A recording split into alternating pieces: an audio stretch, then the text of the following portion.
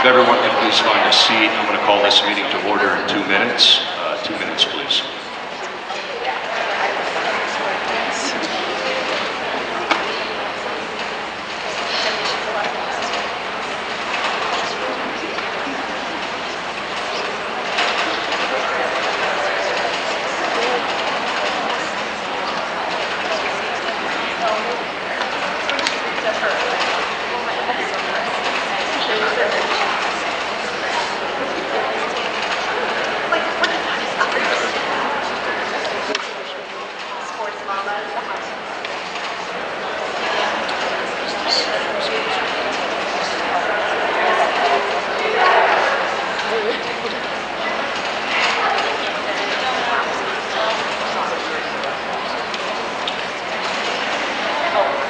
Good evening.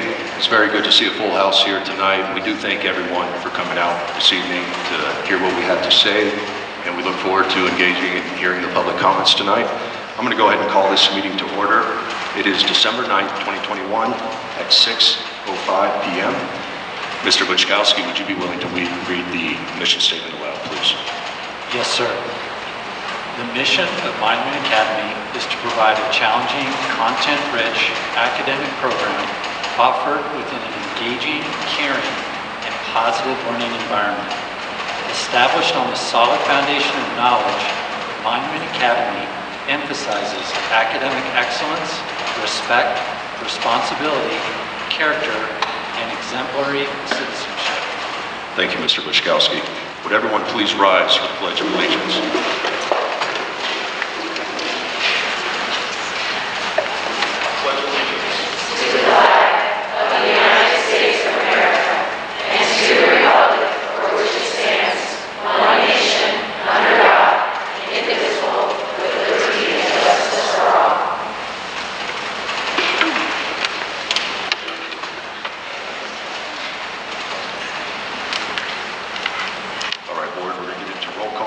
Mr. Buczkowski. Present. Mrs. Clinton. Present. Mr. Dole. Present. Mrs. McEwen. Present. Mrs. St. Aubin.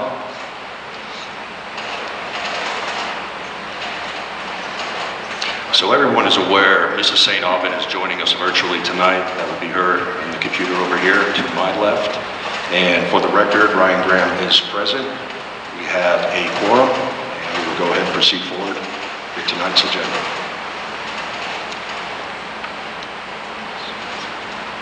Are there any other additions to the agenda for tonight? Yes, I would like to make a motion that we record this meeting and upload it for public access for 30 days. So we have a motion to record the meeting tonight and upload it, I'm assuming, to our YouTube channel for 30 days. Do we have a second for that motion? I'll second the motion. Do we have any discussion on said motion?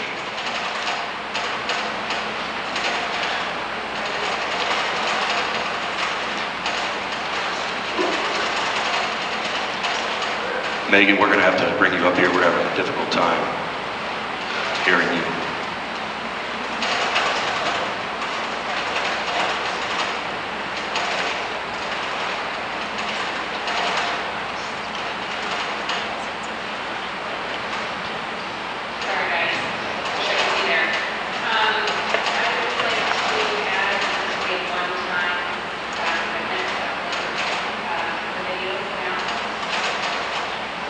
Did the board hear that?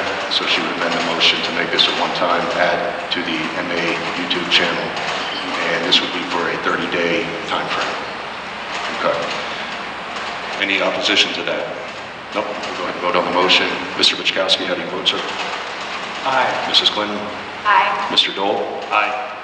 Mrs. McEwen? Aye. Mrs. St. Aubin? And Ryan Graham votes aye. So what that means is we'll record this meeting tonight. It will be posted to our YouTube channel here at Monument Academy for 30 days moving forward. This will be a one-time thing. So.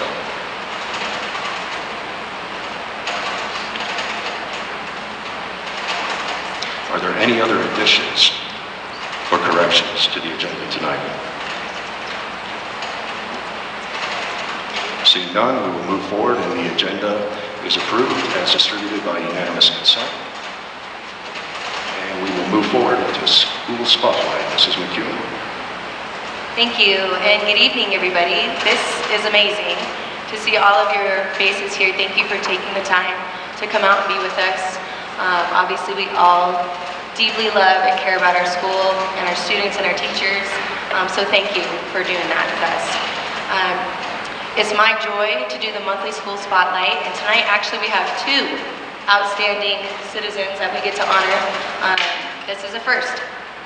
But at the beginning of each monthly meeting, I get to honor someone from our community or staff who has gone above and beyond in their duties and responsibilities for our school. Nominees can be submitted by anyone in our school community, teachers, staff, parents, etc., anybody. Tonight, we want to shine the spotlight, firstly, on Mrs. Anna Vroom. Mrs. Vroom has been teaching at MA since 2009 and currently is our elementary PE teacher. She has taught in the elementary classroom, coached Odyssey of the Mind, as well as middle school basketball and volleyball, and now loves her newest position as elementary PE teacher. You will also see her helping in the car line and at the MA games. I want to read also, one of her peers wrote me a note and gave me permission to share this. I'm going to read this to you. This is where there you are. This is from your peers, and I think it's important to read what others think of you. When you look up team player in the dictionary, you will find Anna Vroom's photo. Anna is always a team player willing to help wherever she is needed, and she helps out with a smile on her beautiful face.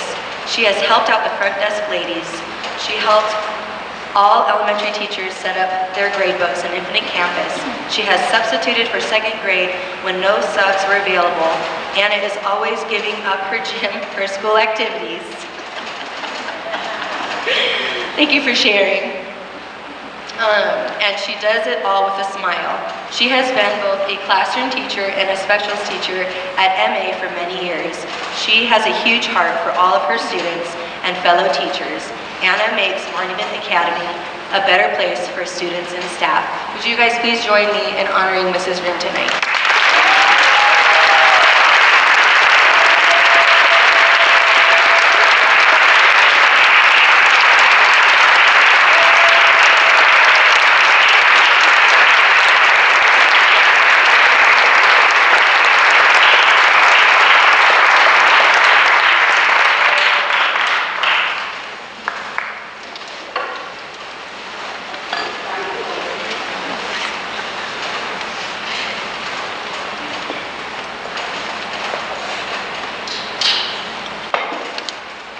All right.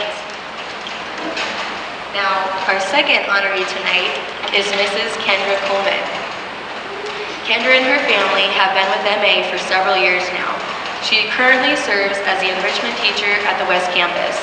Over the years, I personally can remember seeing her all over the West Campus. And we have 3 floors at that school. She's everywhere.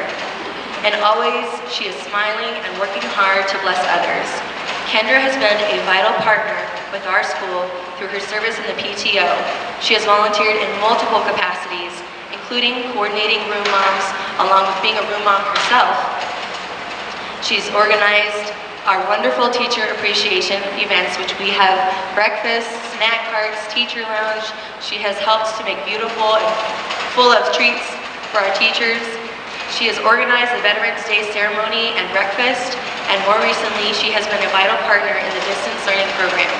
Thank you, Kendra, for pouring your heart into our school and community. We are a better community because of you.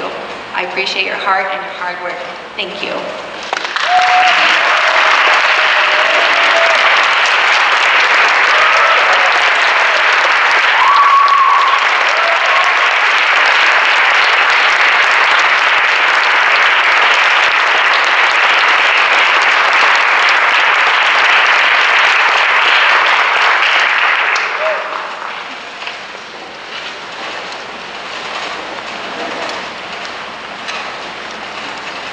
Thank you so much, Mrs. McEwen.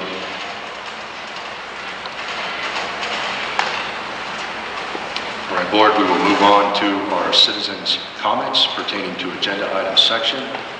Mr. Miller. I'd like to recognize our legal counsel, Mr. Brad Miller. Hi, Mr. Graham. If you don't mind, I'd like to take a couple minutes of privilege here before we get going. Might adequately be, okay. With your permission, may I turn towards the audience? Hi. My name's Brad Miller. I'm a lawyer. I've been a lawyer for the school for a while. The library down on the west end, that's the west end, right, is named after my mother-in-law, Jalen Dean. So I've got some association with the school historically and have been engaged with you for a bit. My kids, my own children, are primarily educated at the Classical Academy. My son, who was in Mr. Walker's 4th grade, is now a lawyer in my office. Kurt, did you know that? Josh, he's now a lawyer. We were just at a meeting. I got here late today.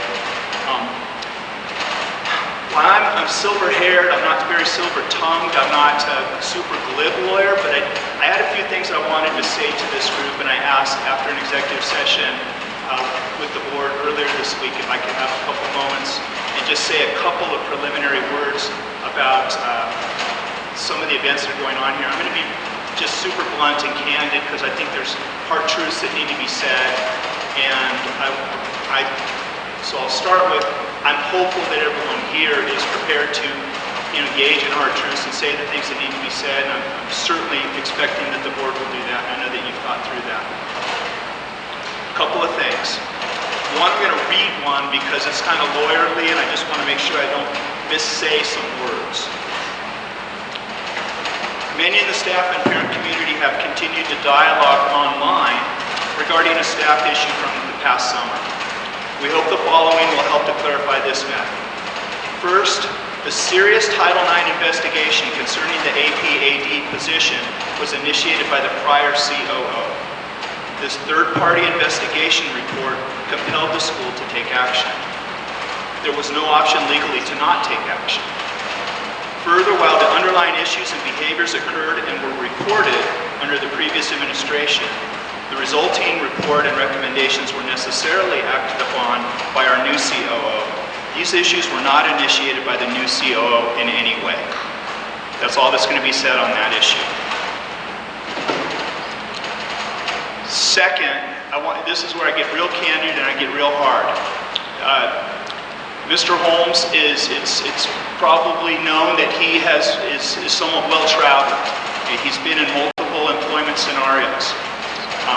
That can be an issue of interest and concern.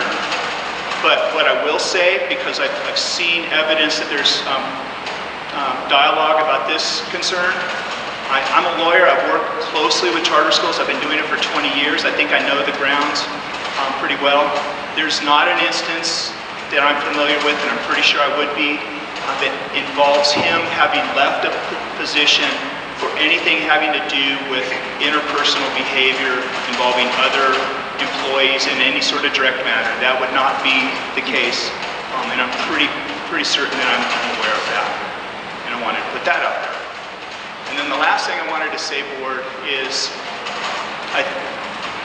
my TCA, the Classical Academy community, we really pride ourselves on our core virtues, our core values, and holding ourselves to a standard as parents and staff members and lawyers and even lawyers to a standard.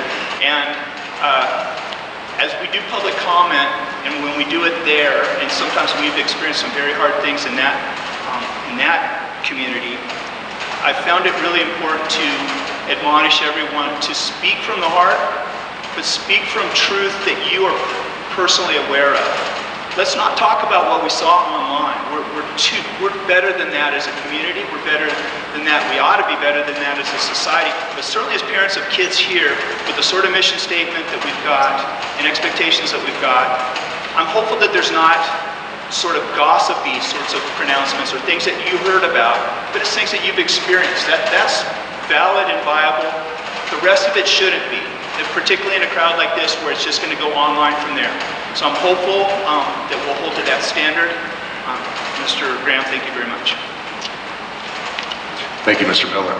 Let's go ahead and proceed forward with our citizen comments. Mrs. Clinton, I see that we have 6 individuals signed up to speak tonight. Yes, and just as a reminder, if you have never come to a meeting and made public comment before, the board does not directly respond to questions upon your comment. So we take notes and we have contact information here. And if it's something that we feel compels a response from us, we will reach out at another time. So just be prepared for that if you're coming up with questions. Don't be frustrated by us just sitting here and not responding. So our first public comment is from Karen Shanahan.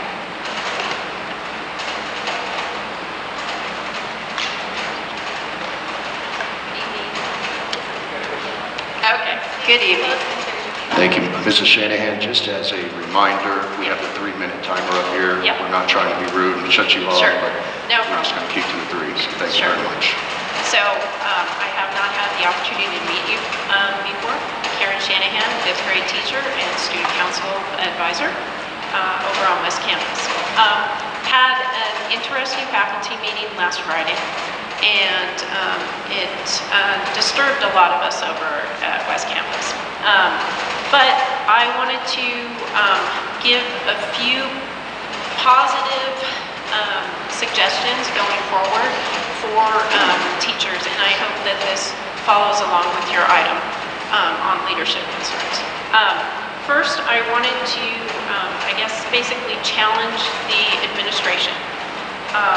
We need to focus on improving the culture and climate of both campuses, and I truly think that it could simply be done by little things like social gatherings, off-site at restaurants, or bowling alleys, or even Topgolf.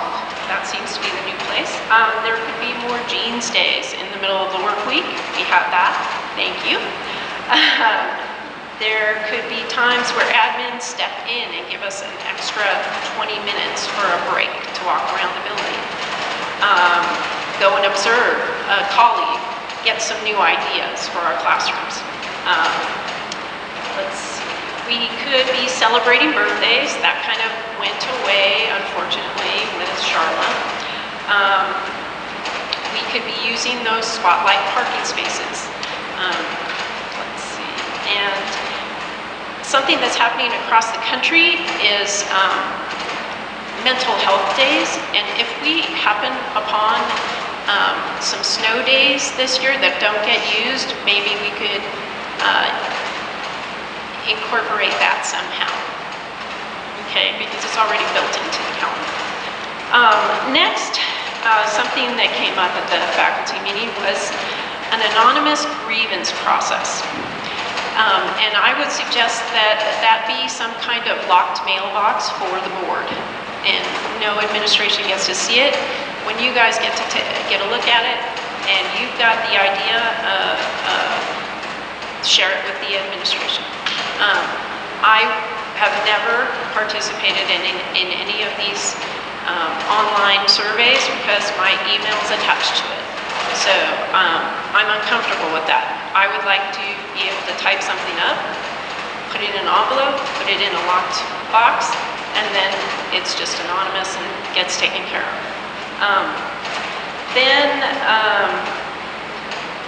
I wanted you to think some more about treating teachers more professionally. Two things: salaried employees and other places are allowed, okay, I'm sorry. They're allowed to have non-specific hours. And with the pandemic, working from home has become very common. I think teachers sometimes need to leave the building as soon as class is over and decompress. And there's some things like that. The other thing was evaluation process. We should be not only evaluated in our classroom, but also evaluated on the things that we do outside of the classroom and teaching, like the things personally that I have done, curriculum committee. I've done student council and the food drive, and I help out in many different capacities. So there should be some kind of appraisal, and I haven't seen it at any school yet, except for the classroom evaluation. Thank you very much. Thank you, Mrs. Shanahan.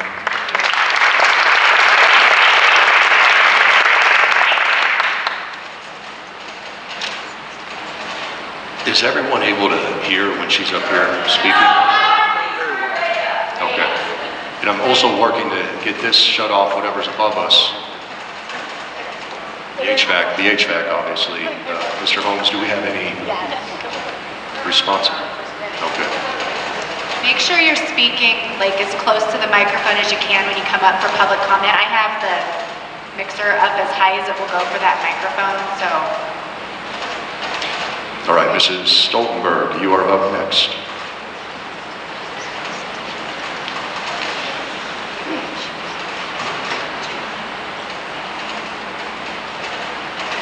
Thank you all for all you do. I know you are tired on many levels, and to add to it, Monday night was long and exhausting. We all know you have volunteered to lead, and I want you to hear loud and clear that your constant dedication to that commitment is seen and appreciated.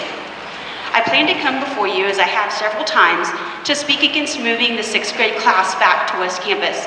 Today, however, I find myself compelled to use my time to talk about something much more pressing. Our staff is hurting. Our teachers, administrators, and staff are suffering.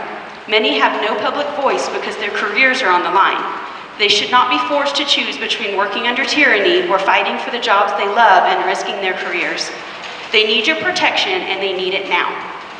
By now, the information has reached you. You have surely heard directly from many teachers and staff, just as I have, about how our new COO is running things, about the increased workloads without communication, emails that are blatant lies, bullying behind closed doors, staff standing up in meetings against deceptions, teachers afraid to speak out, attempts at accessing email lists, the PowerPoint email about budget cuts, including cutting staff, the changes into the heart of our school's work environment. Yet you ask for attestations from those who risk suffering the most if they speak openly. I have heard a staff survey went out earlier this week, and I applaud this first step at assessing the wounds of our suffering work culture, but more needs to be done. Today, I'm pleading that as you review our organizational structure, you want to initiate formal opportunity for anyone to ask for a private exit interview that does not involve anyone outside of the board and is discreet. I beg you also to design a way to reach out directly to teachers and staff and invite them to speak with you privately, including opportunities for them to reach you from their personal email and devices and meet away from school. Find a way to speak with them where no one need know that they have even spoken. And last, do not create a structure that funnels everything to you through just the COO. There needs to be balanced accountability. I know anything that isn't firsthand is immediately a rumor. These are serious accusations, and you are wise to do your due diligence. I implore you to find ways to speak safely to teachers and staff yourselves. Give our teachers and staff their voice back. To anchor the gravity of what is happening, I'd like to finish by reading the names of the 9 good people we've already lost. Julie Seymour, Carol Skinner, Marty Benachique, Eric Graciola, Chandy Buckingham, Charlotte Davis, Janice Scala, Rachel Maring, and Deborah Capel. I shudder to think how many more will leave if we do not course correct. Thank you for hearing our comments and for your dedication and leadership. I've got copies so that those list of ideas are there for you.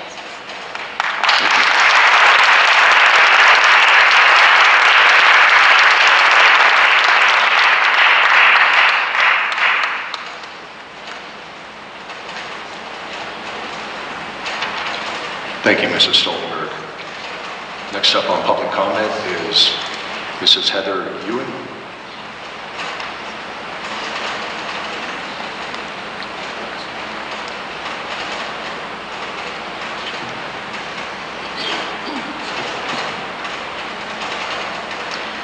Good evening.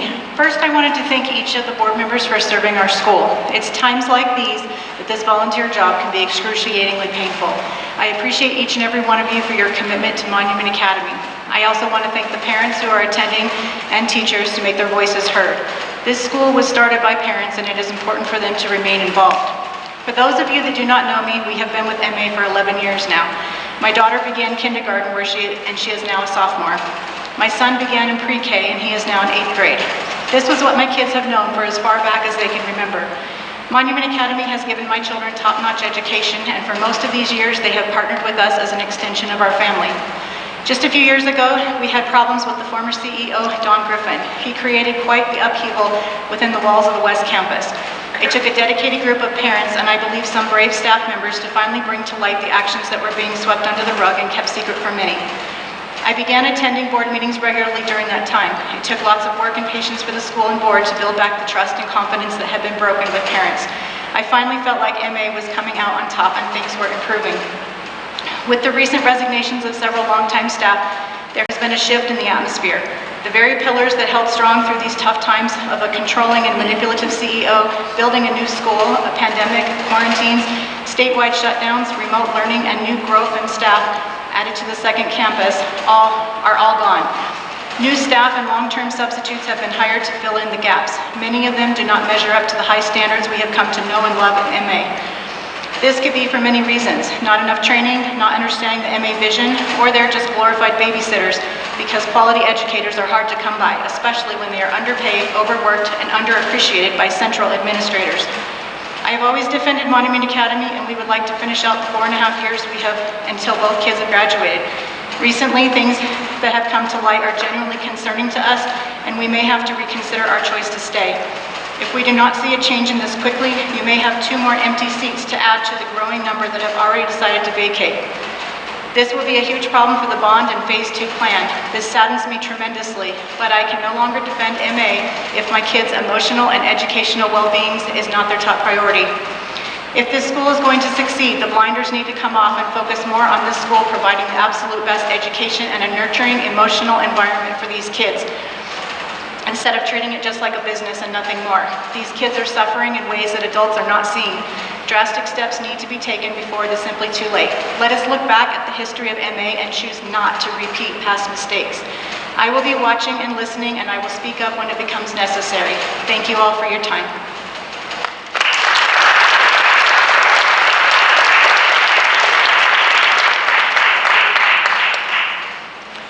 Thank you, Mrs. Ewan. Next up on our public comments is Mrs. Kisa Hancock. Forgive me if I said that wrong.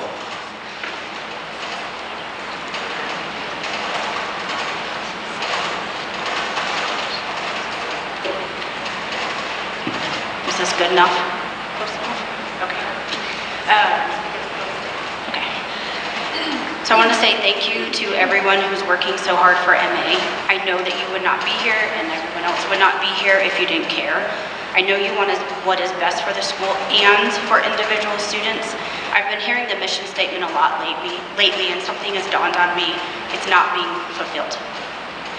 The mission statement starts with providing a challenging, content-rich academic program with a positive learning environment. This isn't happening, at least as well as last year.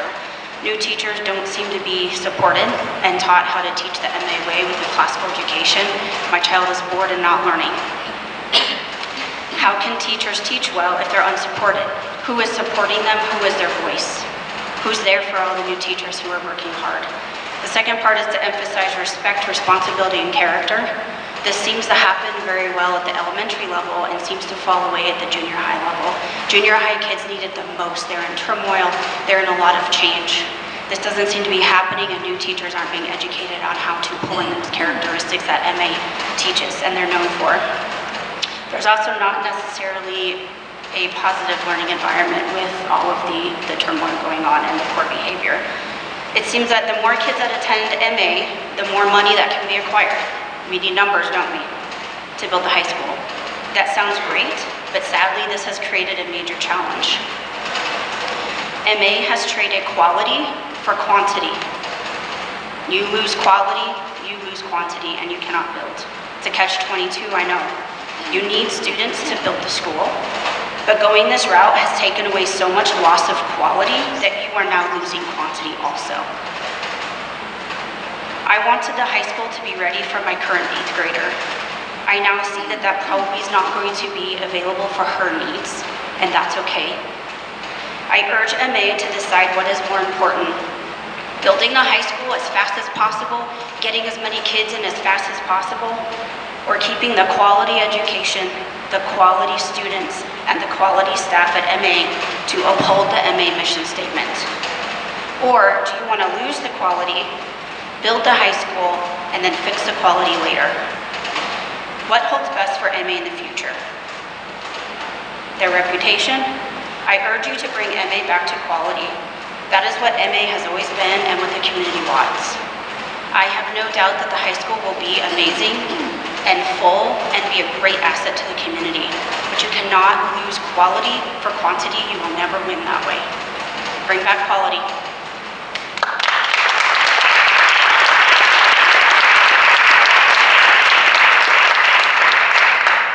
Thank you, Mrs. Hancock. And a Mr. Kevin Hancock, you're up, sir.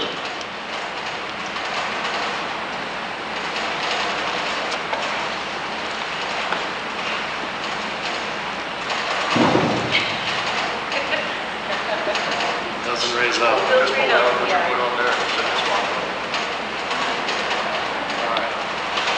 Thank you very much. My name is Kevin Hancock. I'm an attorney in this community. I've been around for several years, and actually I have probably a little bit more history with this than perhaps some of the boards. I don't know all of you, but I actually represented Monument Academy about 15 years ago under Bob Gardner, and so I have a little bit of history with this school and a appreciation for what it does and what it was built for. I'm here to echo a little bit of what my wife said, but in a little bit of a different way. I do appreciate what Mr. Miller said with regard to the admonition about gossip and things that are said online and so forth. I think that that's very wise in saying that, but at the same time, I will say that gossip and rumors and things that are said online are sometimes born in truth and are born in reality. They may not fully pan out, but they are born in reality and born in things that actually do happen or do occur. So today, and as I understand it, you're here to consider, or you're going to consider, or it appears that you've already considered, continuing to maintain Mr. Holmes as a CAO, and at least that's been a challenge to you at this point. My understanding is that Mr. Holmes has previously represented two other academies or two other charter schools and successfully grown those schools, to his credit. However, again, gossip is born in reality. It may not always come out that way, it may not come out that way on social media, but gossip is born in reality. If you are indeed trading quality for quantity, then I urge you, board, to consider what is your policy? Look into the policies and the things that have been said. Look into the ways that teachers have been treated, the ways you've lost 9 teachers, or 6 teachers and 3 administrators in less than 6 months. There is a lot to be said for that. No other academy, no other board in this community has lost that many people in that short of a time. There is a reason for that. I urge you to explore that reason. And if that reason is you have traded quality for quantity, then I urge you, board, to reconsider. Reconsider that quality for quantity, because at the end of the day, you're here to serve the children and the students in this community. And someday they will be in your position. Let this moment decide for you how they're going to decide for their children and their future down the road. Be yourselves that exemplary citizenship and choose quality, not quantity. Thank you.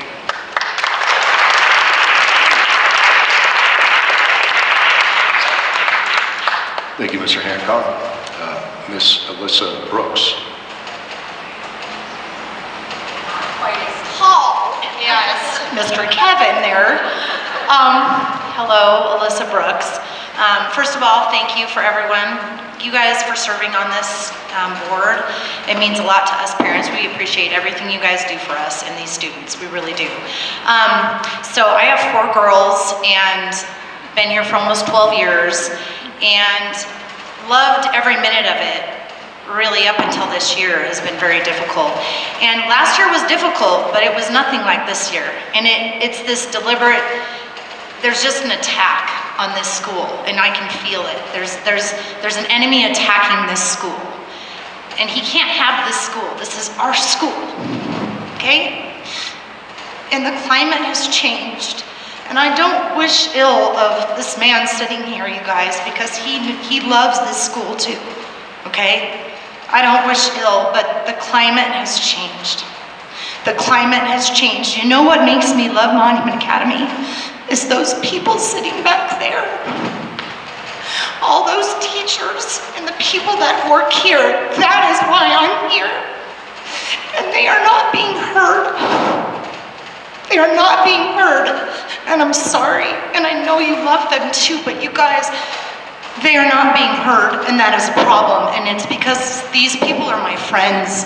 And I've heard directly, it's not gossip, that there is not communication, and they share things, and they're not being heard.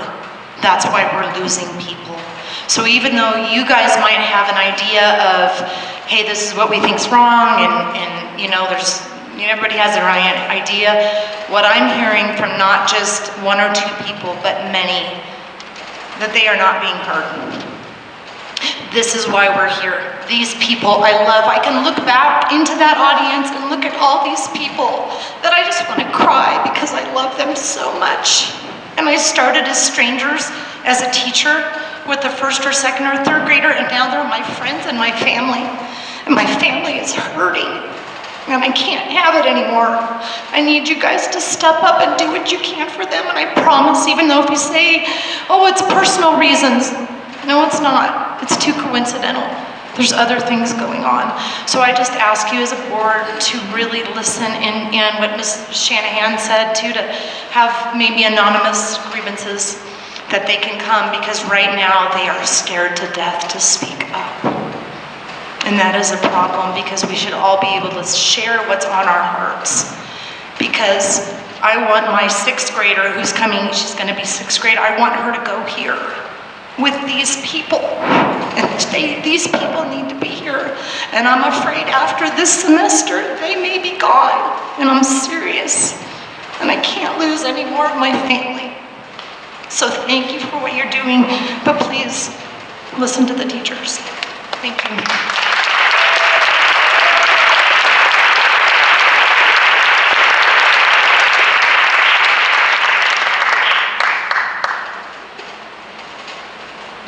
Mrs. Brooks, thank you very much. That appears to be the last of our public comments tonight.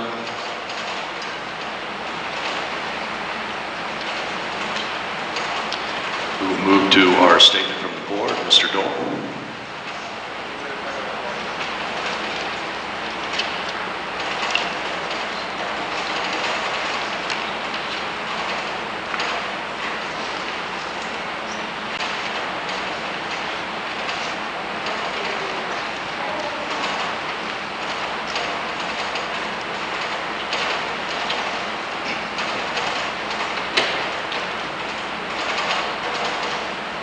First off, good evening to everybody.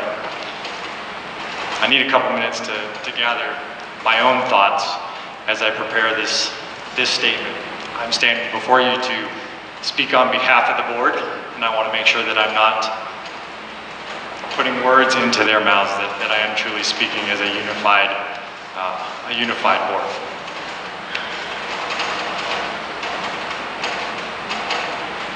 Thank you to, I believe it was six of you that gave your comments tonight.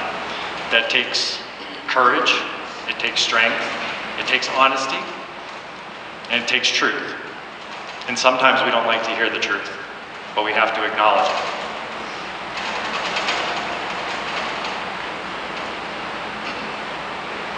Coming into tonight's meeting, the board was under the impression that there were 3 key areas of concern that would be heard tonight, and there are.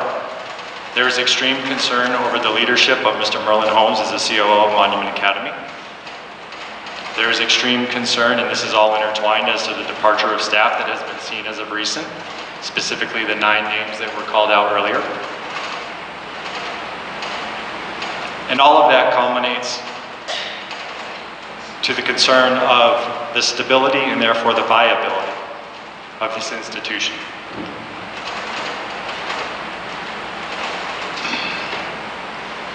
angry, this thing moves, I'm sorry. Tired, concerned, frustrated, fearful. This is something that's been building over several years. It's not just tonight. We've had facility expansions, pandemics, firings, loss of life, loss of key personnel, 3 top leadership changes. One of our comments tonight specifically said we've drifted off course. We have.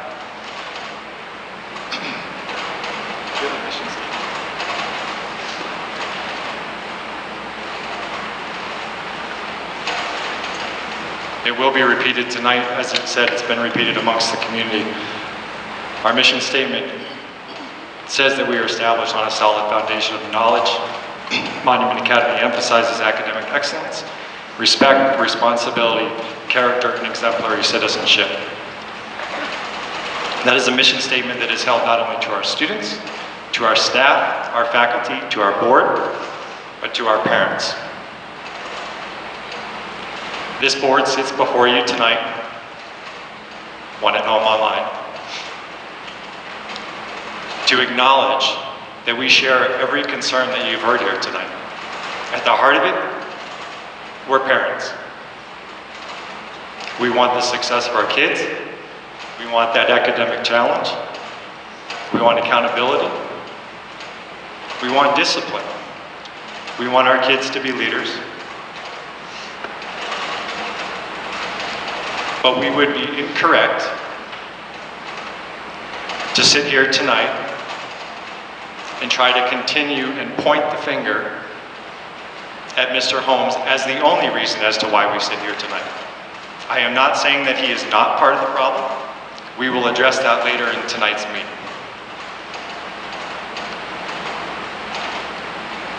What I'm going to do over the next, which I tried to practice in a few minutes, but it's going to take a while.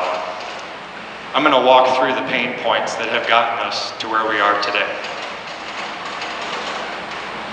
I've only been on the board for now 2.5 years. It was supposed to be a board that supposedly I came in and it was a 45-minute meeting, right? You've heard us joke about that before. If you ever have a 45-minute board meeting in the future, even when things are running smoothly, something's wrong. Prior to myself coming onto the board, this school had already started the vision of the campus that we sit in today. That campus was under the direction and vision at the time of an executive director who manipulated staff, faculty, parents, put into almost full practice a building that had absolutely no input from our staff or our faculty, for which we were to carry out our mission statement, educating our kids. It created an incredible atmosphere of distrust and perceived manipulation. That executive director was put on administrative leave. This will be the first of 3 changes that we will have in leadership over a 2.5-year period. How can we expect the school to do well when we have leadership change at that rate? Our deans at the time, they rose to the occasion under one roof at that point in time. They led the charge for our kids.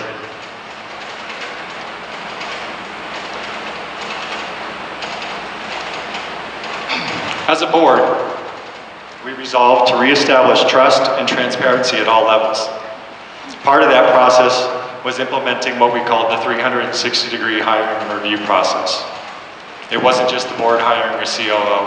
Principals were involved, teachers were involved, direct reports of that position were involved. Most importantly, they were involved in the annual review process. This speaks to the point of having access to the board, whether it be through secrecy or anonymity in various processes or whatnot. But the board at that point in time realized that we needed to have more visibility on what our top leadership was doing with our institution. Nonetheless, we also got dropped in our laps a secondary school project that was about to break ground, again having no input. The board did not act quickly to hire a replacement for the executive director at that point in time.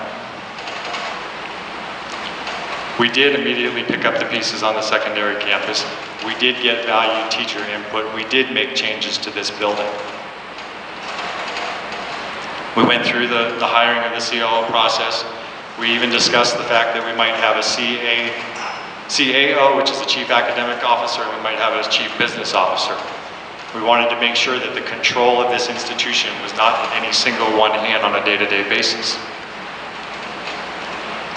The result of that was we found one applicant we felt that could actually wear both hats, and that by creating an appropriate process, we could create the transparency that we needed to the board, to the constituents, as to what's actually going on inside these walls.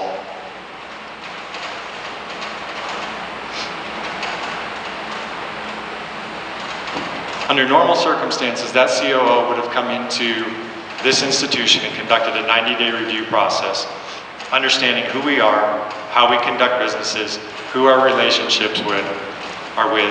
They would find inefficiencies. They would be expected to find inefficiencies and fine-tune processes. They would make change. Resistance to change is expected, but nonetheless, there would be change, and that's okay. Using names, Mrs. Christiana Herrera came into our building facing an environment of hostility, distrust. She didn't get a normal 90-day review process. She had to rebuild relationships locally with our staff. She had to rebuild relationships with our district. She had to rebuild relationships with our parents. She had to build a relationship of trust with the board. At the same point in time, she got put in her lap the secondary campus. She had to continue a vision that was improperly implemented 2, 3, I don't know the right number, but it's years prior to her coming here, picking up pieces from previous administration. For 2 months, pandemic, we're all familiar with it, we all hate it, we all live in it today. But nonetheless, we all survived through an unprecedented year that hopefully we all never live through again. We had many emergency meetings to implement at that point in time what would become a school-wide distance learning program. It wasn't perfect, by no means. But our staff rose to the challenge, and we did a good job.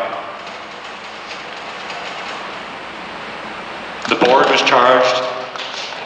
Yes, they did. They did a fantastic.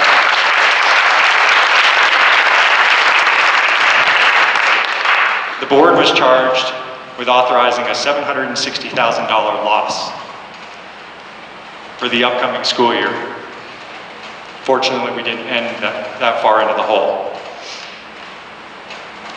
Nonetheless, in the midst of the pandemic, through the advocacy of the parents, we opened this facility on time. We also opened 4 learning platforms. I think we can all agree that 4 learning platforms was too much. But nonetheless, the break that our teachers should have had coming into that school year, they spent putting together those platforms and being ready for our kids.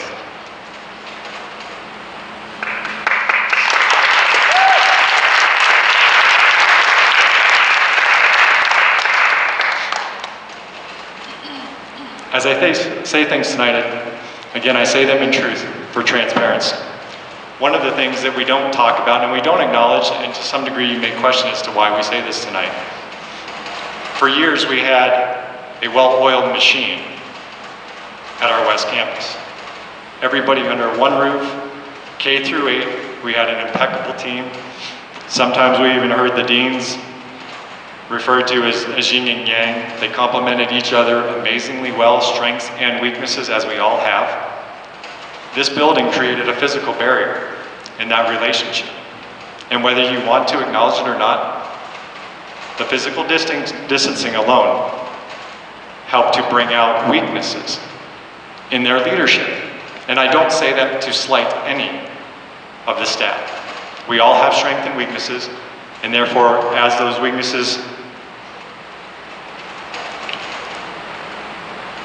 are understood, we have to rise to the challenge to figure out how to overcome those weaknesses. We do not believe as a board that we overcame the weaknesses that have set this campus specifically, up for success. We do feel that we have a sound campus. Does that mean there's not problems? No. But we do believe we have a sound campus, specifically at the West Campus. It is lacking the top leadership today. The top leadership at a campus is not a COO. The top leadership at a campus is a principal. The COO drives the vision of the school. The COO drives the future of the school. They are not to have their hands in the weeds on a day-to-day basis.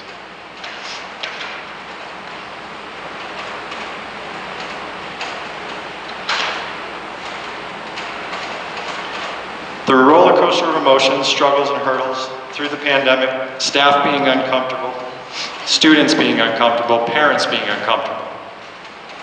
Mind you that they were uncomfortable being in the building, they were uncomfortable being out of the building. This year netted, fortunately, only a $300,000 loss as opposed to the $760,000 loss that we had originally authorized. Unbeknownst to you, until tonight, you did not know that you had a COO, and I say this respectfully, and I wish the best for her, that due to health challenges, could not lead this institution from within the walls that we sit today. This institution was led via Zoom. She did her best, and ultimately, she recognized that for the viability, but more importantly, to hold true to the core as to who we are and what our parents require of us, she put in her resignation and she moved on to be with family. We accept that.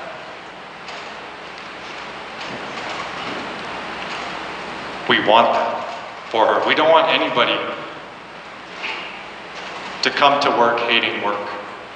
We don't want our teachers coming to the school hating the school. Work is not supposed to be not fun.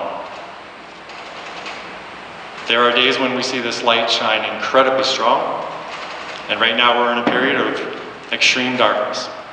One of our comments said that there is an evil force or an evil cloud. We believe that. For charter schools in general, there is an evil force that is working against us. Teachers are underpaid. They are overworked. When you think about who we are as a charter school, the challenges that we face, the resistance to be, for lack of better terms, the stepchild in the public school system, the way that we have to spend our funds, that we have to fund our own facilities, that the general public schools do not have to. It's amazing to sit here and think about the challenges that we still overcome on a day-to-day basis.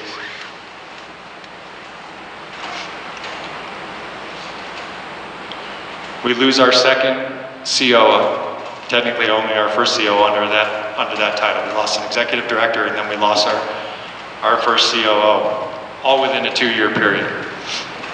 The board put into place again the 360-degree hiring process that resulted in Mr. Merlin Holmes. At the time of hiring Mr. Merlin Holmes, the confidence level was such that we knew that this gentleman was the right person to carry out the vision, not the day-to-day operation, the vision. And we stand before you today to tell you that we still feel that he is the right person to carry out the vision. He is not the person to carry out the day-to-day operations of the school.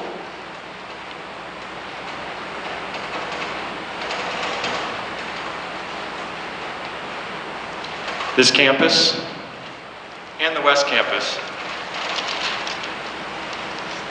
lacks a completed organizational chart. We have got to fix this.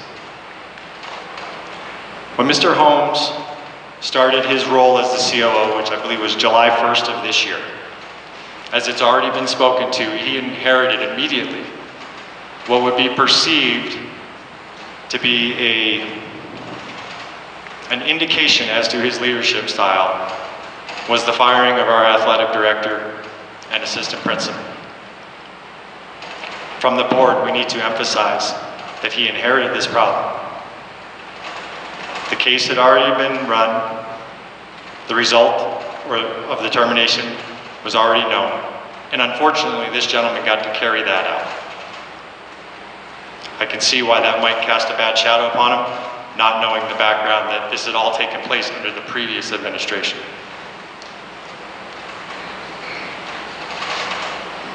We move forward, we hire our second principal, of which Mrs. Seymour was part of that process. Again, it was not a hiring done just by the COO. Before our doors open, we have a principal for each campus, we have assistant principals for each campus, and we have a COO. We have a completed organizational chart. We are set up to have two campuses that should be running smoothly, understanding that we still have growth pains at the East Campus that are going to bring challenges to processes. They're going to bring challenges to accountability. They're going to bring challenges to discipline. Just days before we open the doors, we sadly lose our West Campus principal. The COO made a promise to that staff, and it was acknowledged by the board that they would not move forward in hiring a new principal. In hindsight, this is a mistake. There is a time for grievance, and there is a period that should be allotted, but it has gone too long. That will be corrected tonight.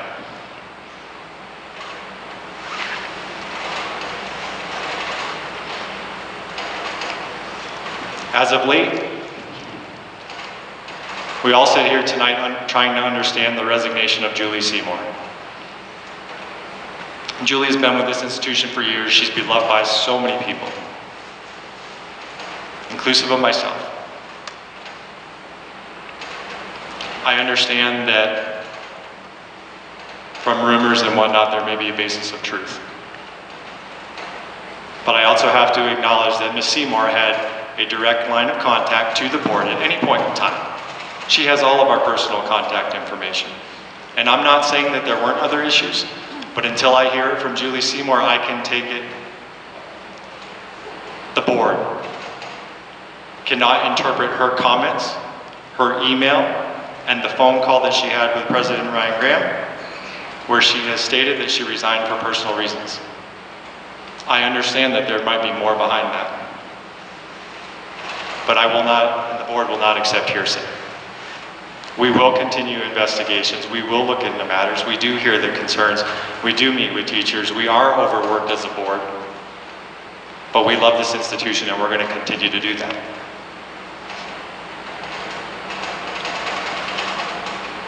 Over the last week, this board has fielded hundreds, literally hundreds, of emails, text, phone calls, meetings, 6-hour executive session on Monday night,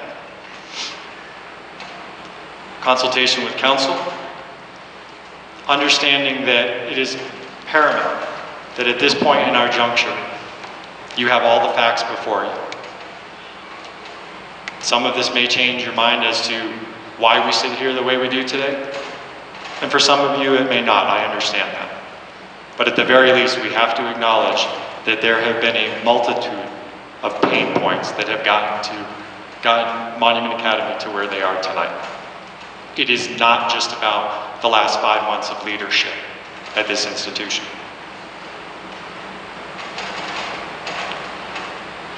From those emails, text messages, phone calls, some of the findings of this board account for a lack of structural accountability, and a lack of structured discipline. That's true for our students and it's true for our staff. As we get through our business items tonight, Mr. Graham will read a letter to you that, boy, I hope it opens your eyes when we speak to accountability and discipline. It comes from a student at this campus, a brave student.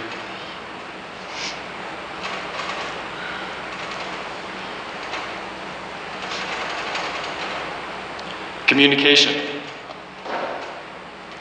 It's an F.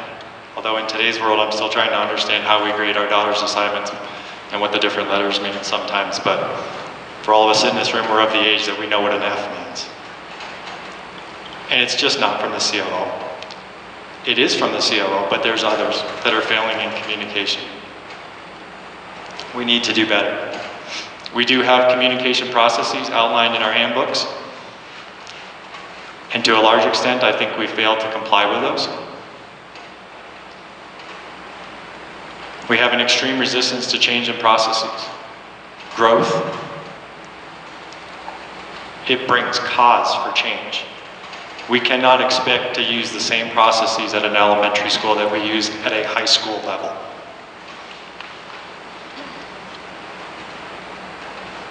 Financial stability.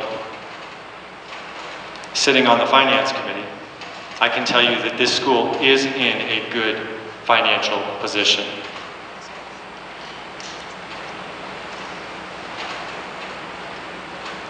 Efficiencies of the organization. There's areas that we can tighten up. There was a comment made earlier tonight that there was a presentation given, I believe it was a couple weeks ago, about the fact that the board had already acknowledged publicly that we forecasted a $700,000 deficit for next year due to the structure of our bond payments. The board tasked the COO and the CFO to look into our financial projections to understand the assumptions. Are we being too conservative? Is it really not 700,000? Is it 300,000? How are the URSA funds and every other possible fund coming from government due to the pandemic? How do they play out? Are we realistic in our projections? Are we efficient in our processes? And that can be scary.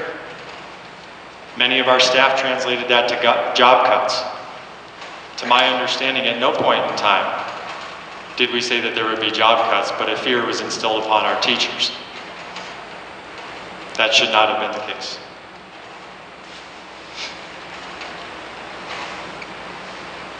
So I've taken some time to paint a lot of history as to how we got to where we are today. The question is, how do we get back on track? And we need to get back on track very, very quickly. Tonight, the first thing that we ask of you, collectively we need to acknowledge that Monument Academy has strayed from its mission statement. We are to be established on a solid foundation of knowledge. We are to emphasize academic excellence. We are to be respectful. We are to exude responsibility. And we are to be characters of exemplary citizenship. We're to be that to ourselves. We're to be that to our community. And we're to be that for our kids. Communication needs to be key. Communication processes need to be put in place. The fear of reaching out because of job loss, that needs to stop.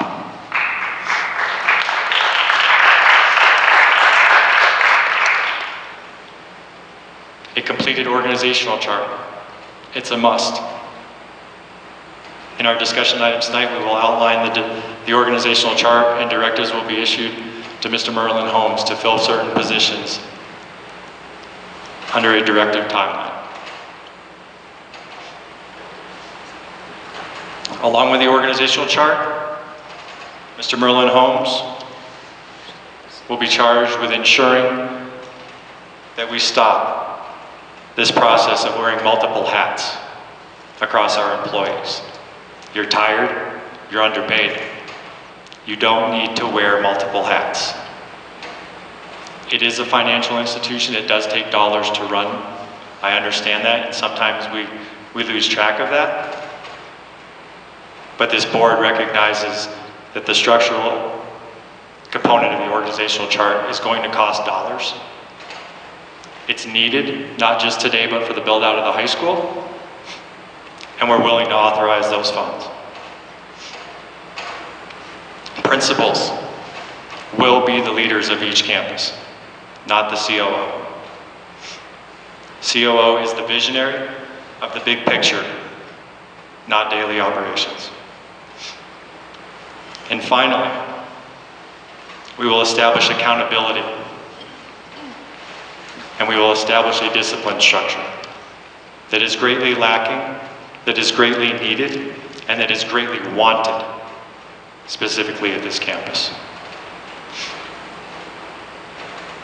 Having said all of that, thinking of all the challenges that we have overcome, all of the challenges that we still face tonight,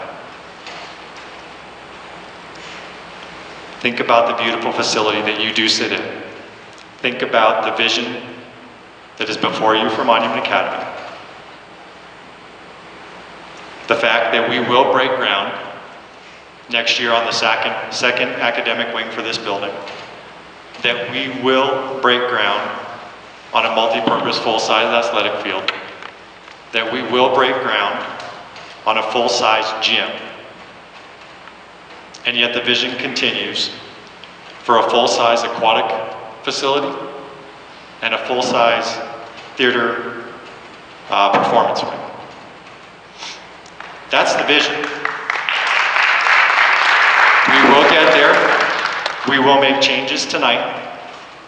I hope that this board, through its actions and discussions tonight, will answer the concerns that you have.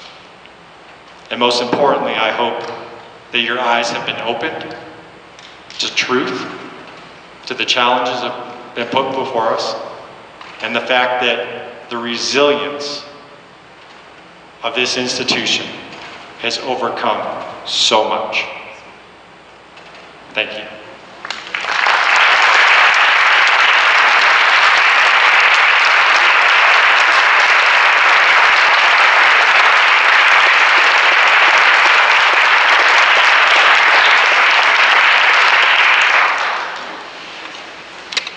Thank you, Mr. Gold.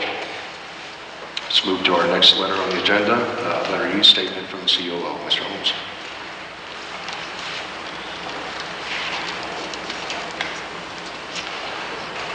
Thank you all for coming out tonight.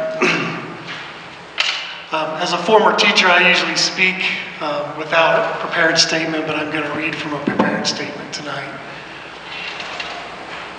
I want to start by acknowledging that change is difficult, and that Monument Academy has experienced many staff changes during the past year, and especially the last few months. I hear the frustration with these changes and the comments that were made tonight. I share those frustrations. I also acknowledge that some of the comments are directed at me personally. One of the ideas I believe in is continuous improvement for the students, the staff, and the school. This continuous improvement also applies to me. I will take the comments from tonight and work to improve. For those that have been offended by something I've done or said, I apologize for not being better, for not doing better. I assure you that it was not intentional. I value each person as an individual, even if we have differences of opinion or of philosophy. One of the offers that I have made to staff since I arrived here is that I was open to criticism. And I gave them permission to come and talk to me if they felt I was making mistakes or doing something wrong. I was very willing to meet with them and hear them out. I told them, even if you need to yell or cuss and scream, or let me have it, that's fine. And a few of our faculty have said some very, very challenging things to me. They have taken advantage of that permission. Parents, I give you the same permission. If you need to come talk to me, my door is open. Let's schedule a meeting. You can be direct with me.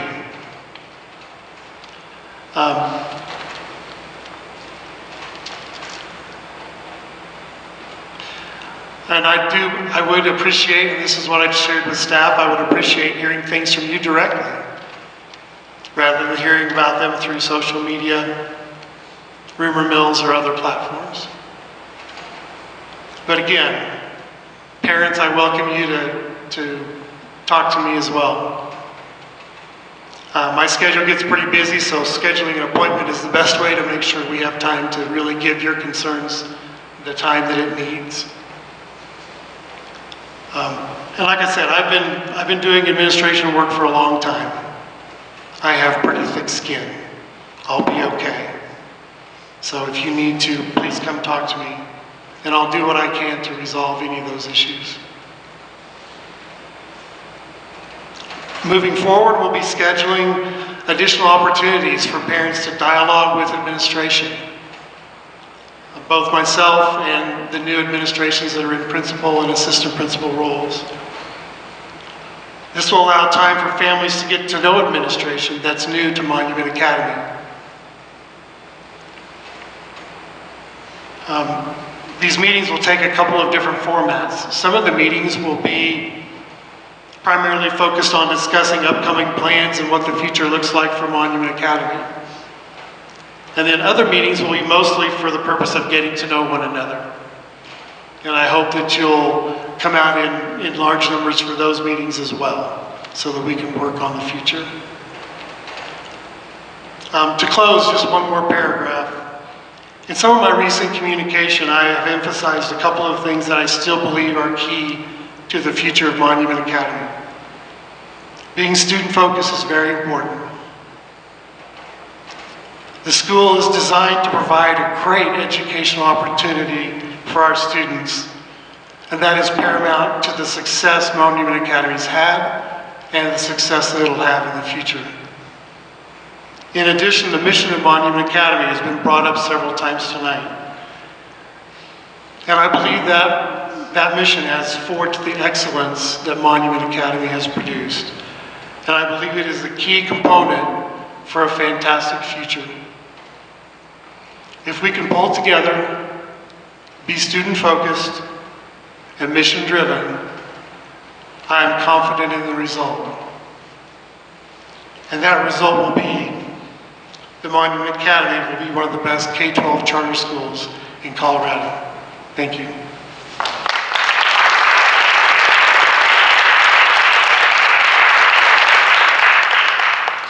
Thank you, Mr. Holmes.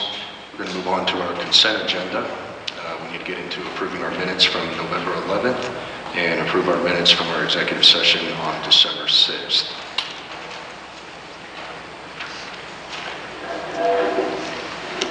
Both those minutes have been distributed to the board electronically. Do we have any corrections to those minutes? I do have one correction for you, Mrs. Clinton. I'm just going to state a motion on this. I hereby move that the December 6th minutes be corrected to show that the motion to adjourn from executive session was at 11:51 p.m. and the motion to adjourn from open session was 11:57 p.m. So board, if you probably noticed in the minutes that the times were swapped on letters D and E. Can I get a second to that motion? I'll second the motion. Any discussion on that motion? Any objection to said motion? All right, the motion carries. So with that said, any further objection on approving the minutes from November 11th and December 6th? Seeing none, the minutes are approved. And our next item on the consent agenda is approve the next meeting date of January 13th, 2022. And we might as well approve the location here being at MA East. Depending on the turnout, we can either be in room 1044 or here in the gym. Is there any objections to January 13th, 6 p.m., MA East Campus? And our meeting date, time, location is established. Next, we will move into reports of administration and committees. Mr. Holmes, do you have a COO report for this evening? Okay.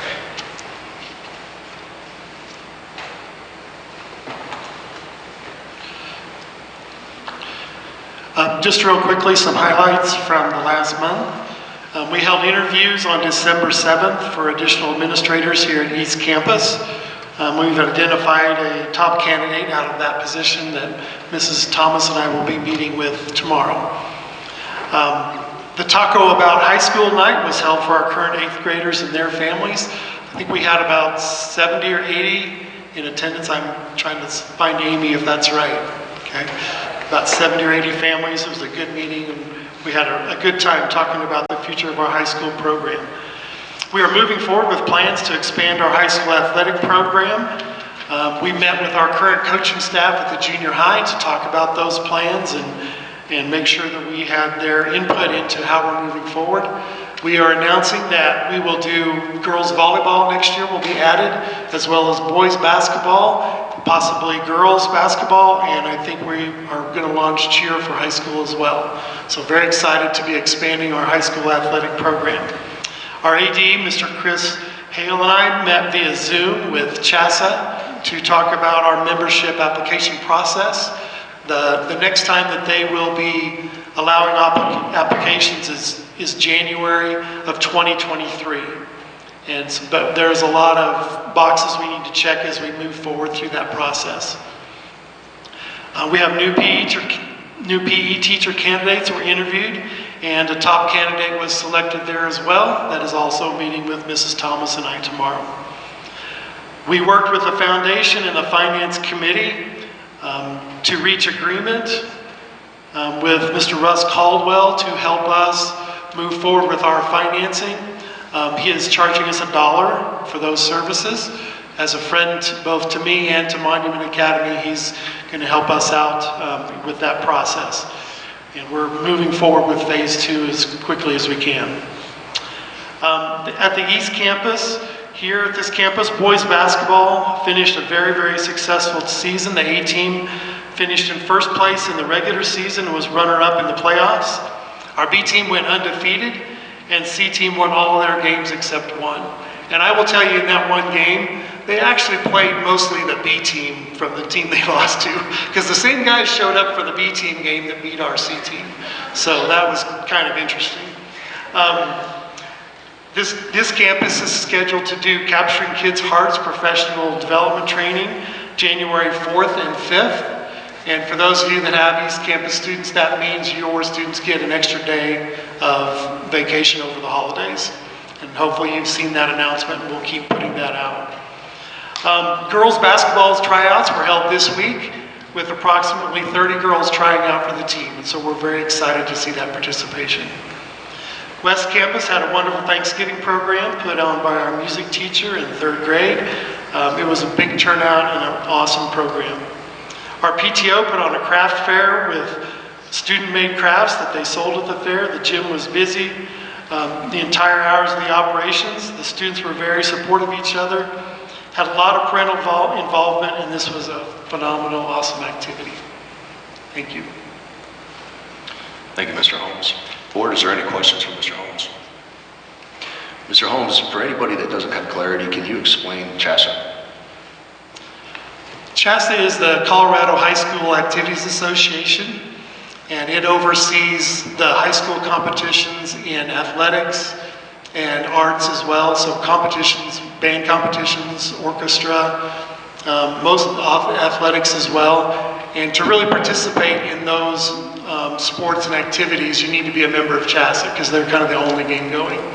It is a very extended process that happens. They try to run it in 2-year cycles, so that for sports, when you're scheduling, you schedule away and home, and that's why they do it in 2-year cycles. And so that will be, hopefully we'll be a member of that organization soon. A lot of the schools that are in our middle school league are also members of CHASA for their high school program, and so we have connections there, and hopefully the membership process will be fairly smooth. Mr. Holmes, I had a quick question about just an update on clubs, just if there's anything to update from the East Campus, but also in terms of West Campus. I know the communication was sent out to all of the parents that there's been a lot of interest in having after-school clubs. I know my boys are really hoping for a chess club and a Lego club, but we are not looking to burden our faculty with extra work, so we've asked parents to step up, and if you have the time, the desire, and talent, if you're an engineer and you could do a robotics club, something along those lines, to offer to email the school and say that you would like to lead a club, and then they match you up with a faculty member. I don't know if we've had anybody respond to that yet, but with this crowd here tonight, it's worth mentioning and pointing that out again. Yes, absolutely. Mr. Walker's ready to receive your call. We've had 4 volunteers as of today at our That is wonderful, thank you. We have a lot of ideas for volunteers. So you said that they've had 4 people step up to offer to help, correct? Correct. To lead clubs, and you want more? Correct. They want more parents. Around 20 suggestions.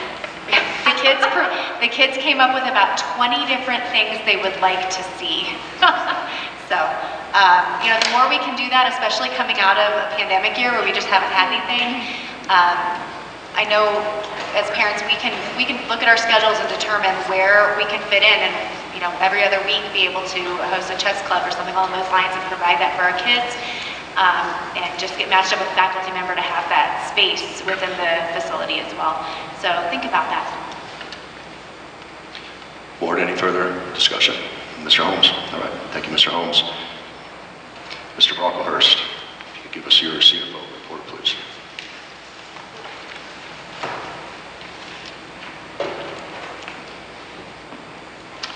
All right, we're 5 months into the fiscal year, which is about 42% of the year. Revenue for November was $921,000. For the fiscal year, we're at $4.5 million, which is roughly 40% of the annual budget. The variance there in revenue is due to timing again on grants when those are received. We had a few grant payments over the last month, so we are receiving those. Expenses for the month of November were $861,000. For the fiscal year, we're at $3.5 million. That's about 31% of the budget. Expense variance is purchase services, repairs and maintenance, and equipment purchases are lower than budgeted for the month. For the month of November, we have a net income of $60,000. To date, we have a net income of $934,000. To compare that with last year, we were at $400,000 net income.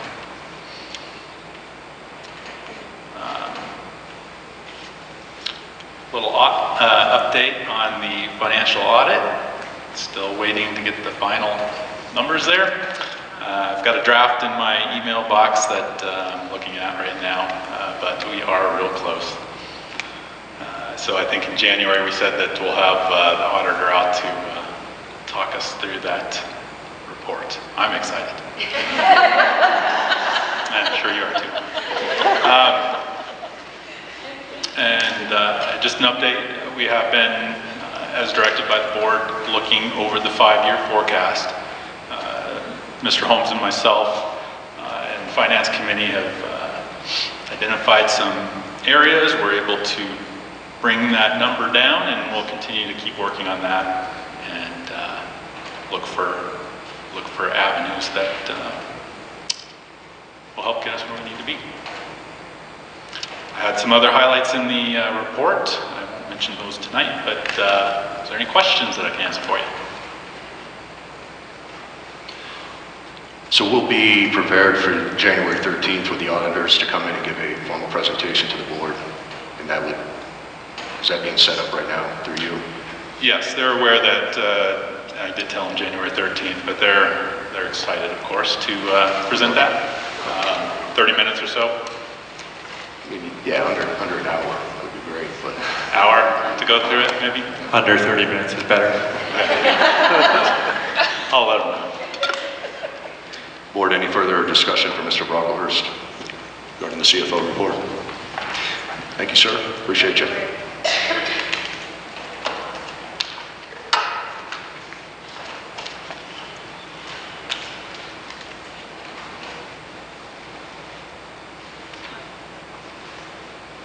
All right, moving along to our committee's report. Mrs. St. Aubin, are you able to give us a Highway 105 update? Do you think it would be helpful if we took the microphone and moved that down next to the computer? You want, Megan, just give us 1 second. Are you asking the Highway 105 update? We're going to put a microphone in front of the screen to see if that will make you a little more audible. Is that better? Yes. Yes? Yep, much better. Are you asking me for the Highway 105 update? Yes, ma'am. Okay. Hello, everyone. I want to start just by congratulating and thanking the staff and parents and the students at the West Campus. The new car line procedure is running as smoothly as possible at this time. We are still waiting for the completion report from the traffic study that was done on day 2 of the new car line. That report when it's completed, will be sent to county, which will in turn coordinate with CDOT to determine the retiming of the traffic lights. We do believe that should help somewhat improve the morning car line situation, but we are at the mercy of the traffic consultant who's doing the report there. We also had a meeting with the county lead on the Highway 105 project this week. The county's consultant on the project met with the Colorado Department of Public Safety on Wednesday, November 24th, to discuss the recirculation plans that the county's presented for Monument Academy. We received their feedback on the plan, and the county will make necessary adjustments to the plan before it's finalized. At this time, Monument Academy will hire an independent firm to review the plans before an agreement is signed with the county or the plans are finalized. So that is where the project stands at this time.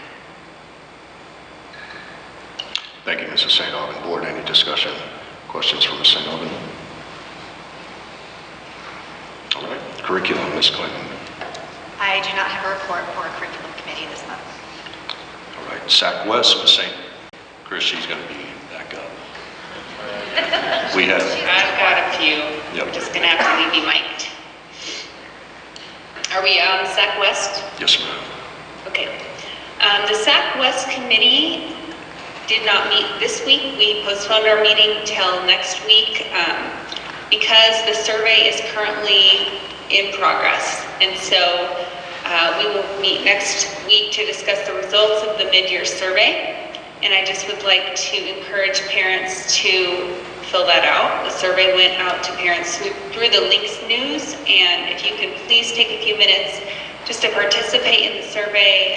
We truly appreciate your feedback, and that is a way that the school can receive feedback over time and look at results and trends and see how we have improved or may need to still improve. Megan, when is the deadline for the West Campus SAC survey? I believe it is tomorrow, Friday.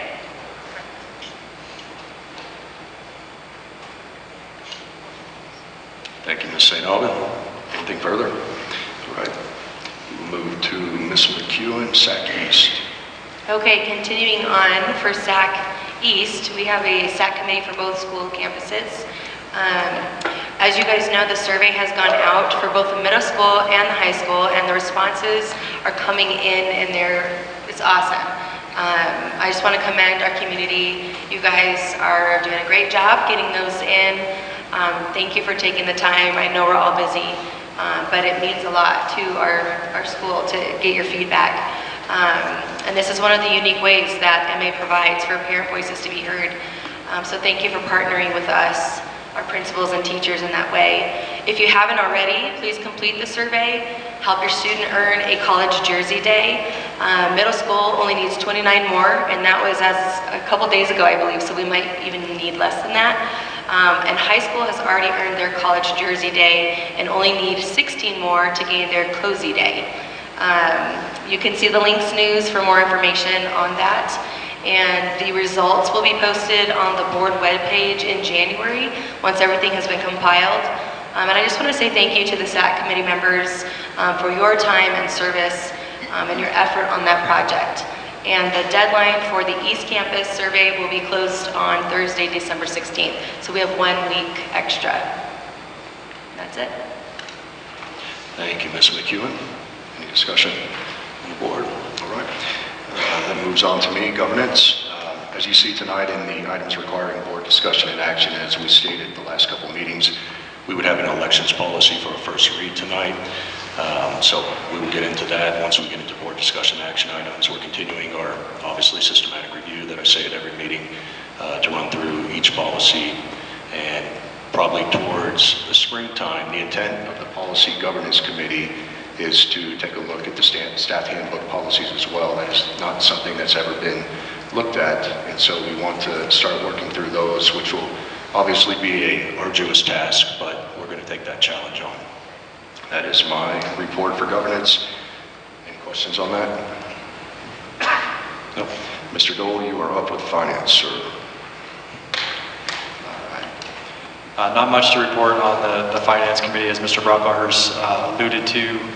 We continue to work alongside our CFO and our COO to better understand our budget for the upcoming year. As you previously heard, both of us announce that we did discover that due to the bond payments and the way that they're structured, we have a $700,000 deficit next year. I can assure you that the number has been greatly reduced. At this point in time, we're not prepared to share the details as to how we've gotten there. But I also want to, because of just the atmosphere out there tonight, I also want to make a comment, Mark, and please back me up on this just to the extent possible. We're not looking to cut positions. For those of you that may have taken that presentation the wrong way, that is not how we're going to resolve a $700,000 deficit. We're doing the best we can. Mark and Mr. Holmes are doing the best that they can to be creative and figure out how we do that, changes of assumptions, etc. So again, I just want to calm any fear that our teachers, our staff might have with respect to that number as we move forward. Thank you, Mr. Dole. Any discussion, questions for Mr. Dole? Mr. Bichkowski, we are to you with buildings and facilities. Thank you, Ryan, but no report tonight. All right. Moving on to Ms. Clinton with the Volunteer Committee. We held a meeting right before Thanksgiving break, and we are still in discussions on what software program we're going to pursue for a volunteer portal.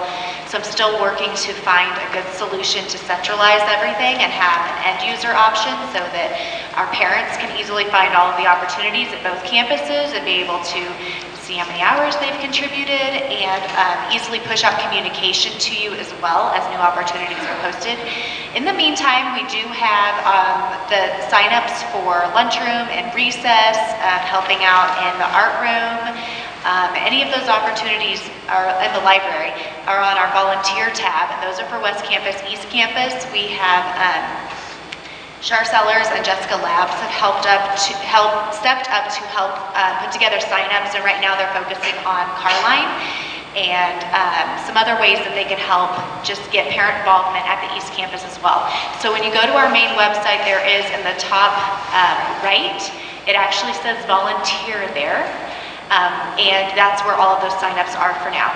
And then I post about it a lot on the parent pages. So sorry, but I mean, it's such a great way to be involved, and you really help the teachers, I mean, especially at recess. That is a great opportunity to help them out and just have extra eyes and be able to engage with the kids as well.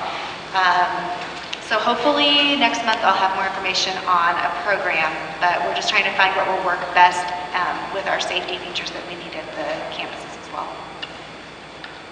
Thank you, Mrs. Clinton. Good, all right. We'll move on to Mrs. St. Aubin, Resource Development, which is our latest committee. Right again.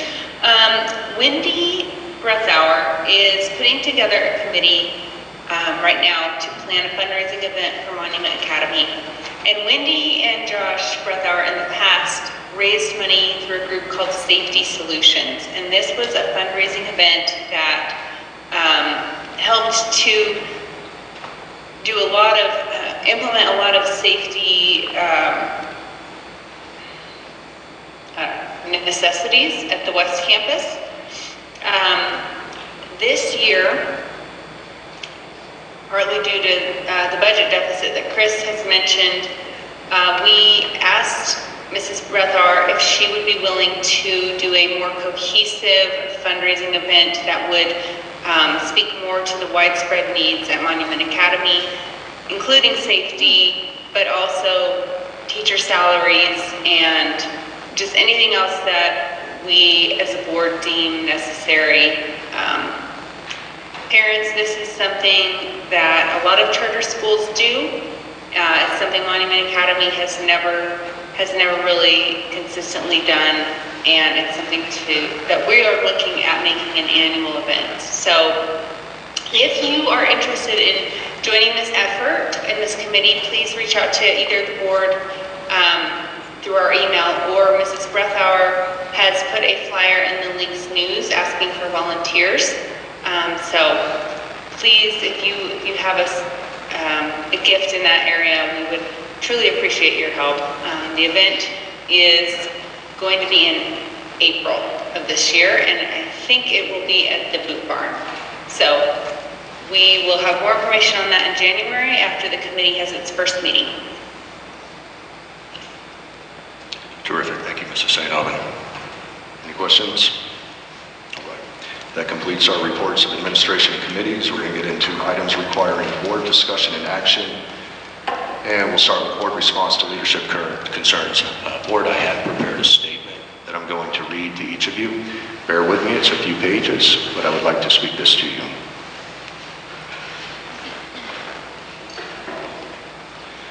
To our MA community and staff, since November 5th, the date of Ms. Seymour's resignation, you have made your voices clearly heard through phone calls, emails, text messages, and in-person meetings. We thank you for your passionate pursuit of truth and continued commitment to discovering what is going on inside our beloved school. Please know the board hears you loud and clear, and we have been working diligently to discover the extent of your many concerns. As we continue to ascertain the truth, we understand the time sensitivity and requests for urgency to bring forth immediate solutions. Unfortunately, these solutions will take time, for there is no immediate fix to the numerous concerns we are facing as a school. Our staff and community are hurting right now, and we know there is a very real and palpable pain because of all the change and sudden loss. We are hearing how incredibly overworked and overtasked so many of our teachers are. We knew that last school year presented many challenges to our teachers and staff, but it is very evident that those burdens have not lightened this year either. To our teachers, we see you, we hear you, and we want to bring forth healing to Monument Academy. As we discuss the leadership of the COO, I have firm conviction that it's of the utmost importance to share the perspective of a student at the East Campus, because ultimately we are all here to ensure the continued education of our students, but we must bring forth help to support our teachers and staff. This student will remain anonymous, but I thank this student for their unsolicited willingness and conviction to come forth and share this letter. I have been given permission to share this with you tonight. To begin, the work ethic I've noticed at this school is below the standard. The teachers do not push deadlines hard enough, and the grades don't matter to the students, so they don't get their work done. When they come to class with none of the work completed, they make excuses, and the teachers allow them to have an extension. This does not prepare them for life in any way or give them any high school experience. We are mixed with middle schoolers, so we are treated as middle schoolers. High school naturally comes with much responsibility, and the high school students here are given very little responsibilities. We can't expect any growth in maturity or personality if the students are handed everything in high school. If they were given responsibilities, I believe they would learn to balance their social and academic lives, which currently is not a success trait I see present in most students. I grew up attending this character-first school, so I can say from experience that the expectations have dropped drastically. The character-first values are not enforced in the students' academic careers, therefore the students do not behave according to these values. With the birth of a new school, there will be bumps and bruises along the way.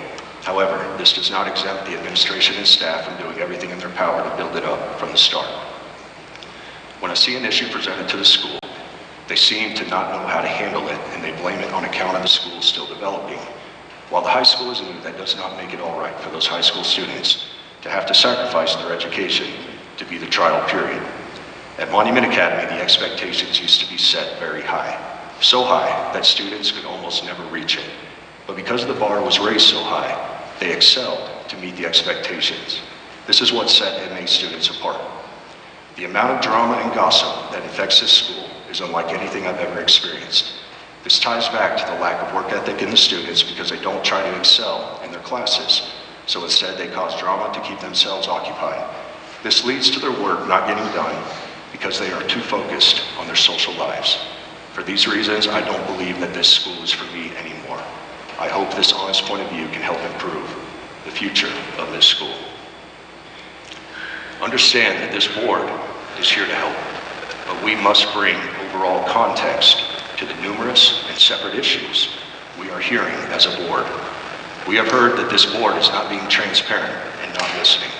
The truth is, we are listening to everything and everyone, but not everything and everyone aligns with what they see as the root concerns. Therefore, it is very important that we share other perspectives and understand that we all have a part in addressing these issues. Again, we know that our staff is hurting, and they have been through so much pain caused by sudden change, but I would be remiss to say, if we do not course correct now and reestablish a solid foundation that aligns with our mission for this school, then we are not going to have a high school in the years to come. This leads into my next segment. Let's talk about our current financial situation. The approaching 22-23 fiscal school year presented us with a $692,000 deficit due to a $1.4 million step increase on our bond amortization payments here at this campus. In addition, in a little over 3 years from now, when we start the fiscal school year of 2025-2026, there is a $29 million balloon payment due for this campus. In order to stay solvent, we must refinance out of this current bond. If we are unable to demonstrate and show financial solvency moving into next fiscal school year, there will be no refinance of this bond in the next year, and MA will be facing odds as we approach that balloon payment. I understand that this propagates consternation and fear, but it is truth. Let's further talk about capacity issues. This campus has already hit capacity. Our teachers have made this very clear to us as a board, and we still need to bring 2 more grade levels in to finish out the high school. As we have heard multiple times, the East Campus was developed without input from teachers, staff, students, and MA stakeholders. Now we must fix this very real issue by determining how to build out Phase 2, which must have a regulation-sized gym, a new high school wing, and some other things that we need to present. For if we are not able to support athletics at this campus, and we are not able to address capacity issues, we will not have a viable high school because our students will go elsewhere. We brought Mr. Holmes on to be a COO with a vision and a direction to help address these big bucket issues with MA. He has been thrust into other roles due to the untimely and devastating passing of Mr. Charlie Richardson and the sudden resignation of Ms. Julie Seymour. We understand and acknowledge that Mr. Holmes' communication style and lack of communication are causing additional issues, to include people feeling as though they are dismissed, unappreciated, and not heard. This board will address that with Mr. Holmes. In the midst of the enormous tasks and challenges we are facing, Mr. Holmes is doing the job of COO, not principal, by helping us move forward with Phase 2 and working very closely with our CFO and this board to help navigate the current financial need to refinance.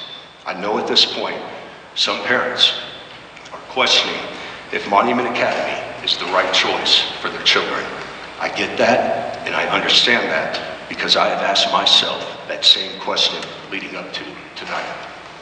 With all that said, this volunteer board has put our families, our businesses, and our personal lives on hold while we continue the laborious and time-intensive task of getting to the crux of these issues and bringing forth real and sustainable solutions so that we may all be part of building an unshakable foundation where our teachers, students, and staff can continue to grow.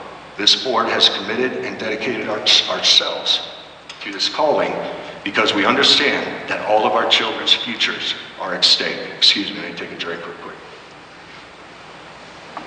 And this board is here to tell you tonight that failure is not an option.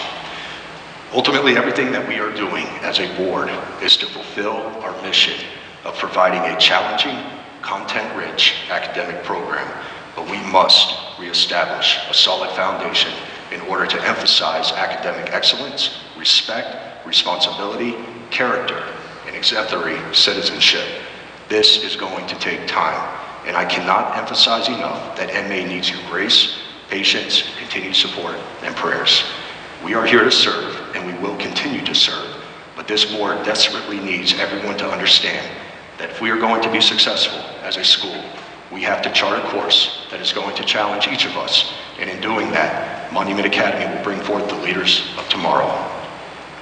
Board, as we get into further discussion on leadership concerns, my recommendation to this board is that in addition to any directives we give tonight to Mr. Holmes, that we form a board-sanctioned subcommittee that is given full authority to move forward on vetting and hiring an executive coach, consultant to further delve into the leadership and personnel concerns of this campus.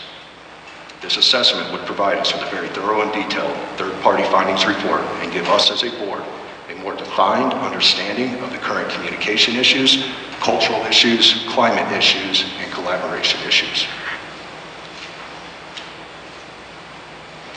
So I will open this up to discussion for the board.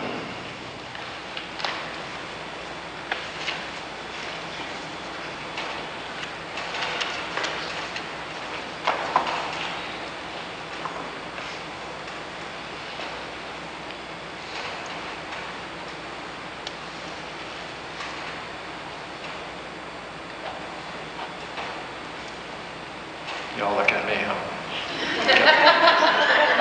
Let me ask a question. Just gotta think of what question I want to ask. Ryan, if we proceed forward with this consultation,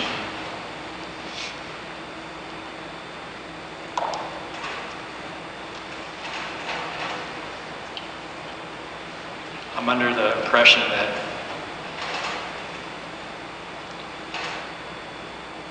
in trying to understand the atmosphere that we live in today, that our faculty lives in today, we are also trying to understand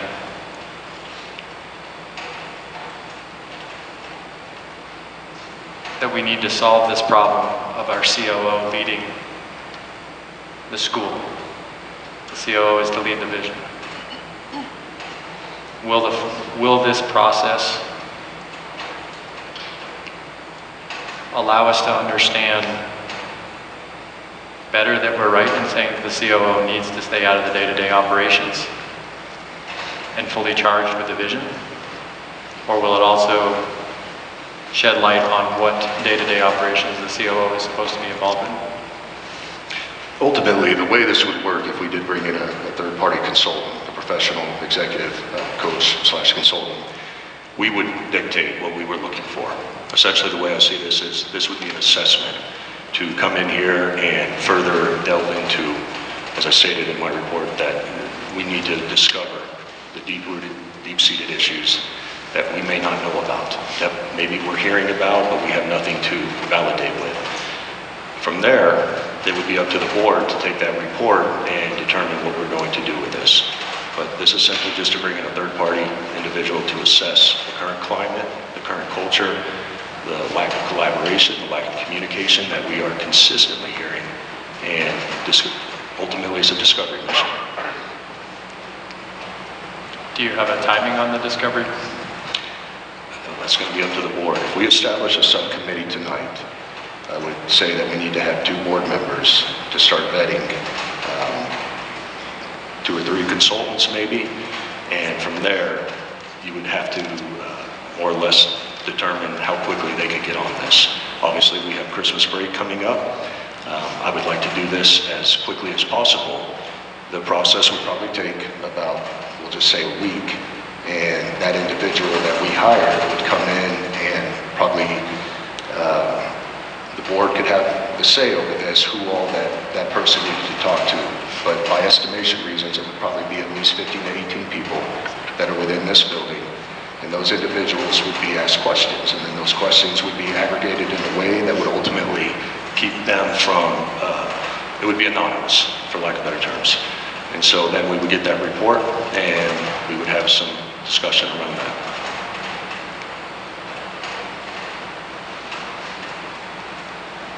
Can I ask a question? Of course. Chris, are you? Okay. So a couple things.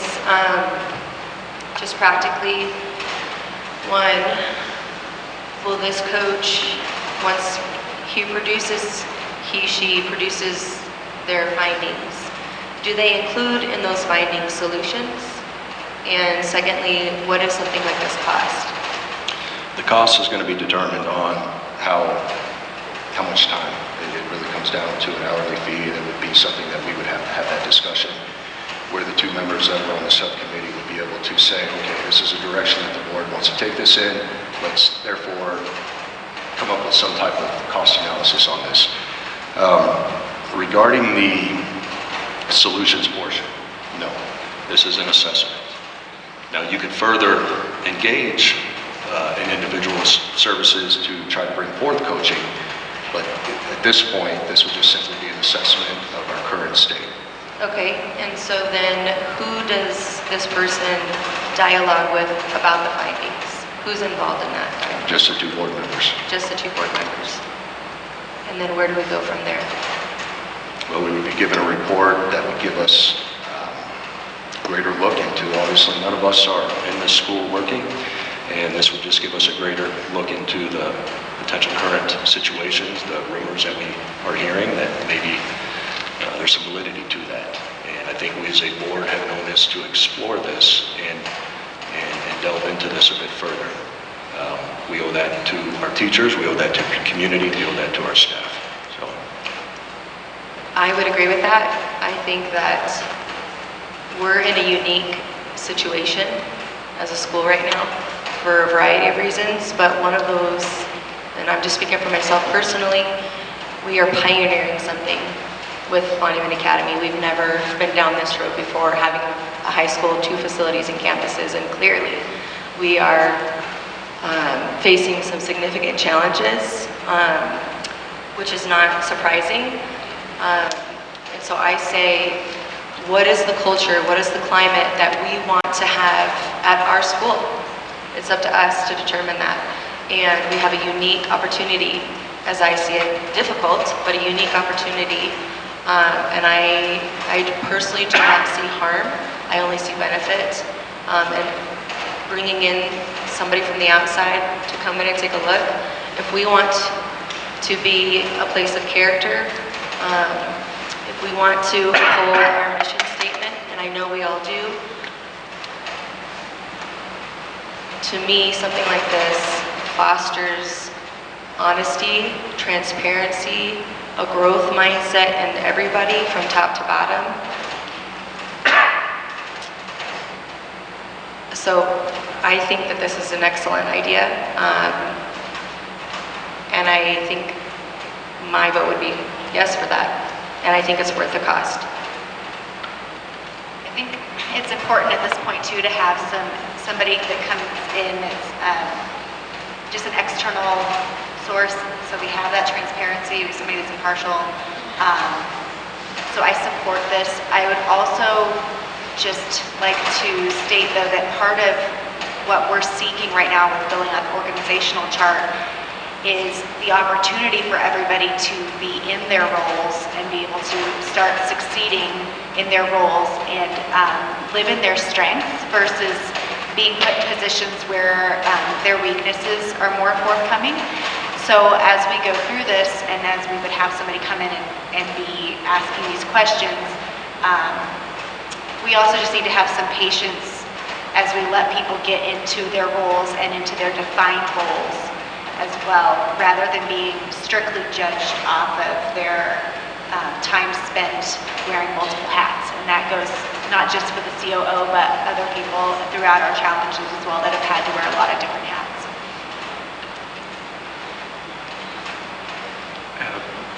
My opinion on this is that I think it's a great opportunity to sort of survey the school, as others have mentioned.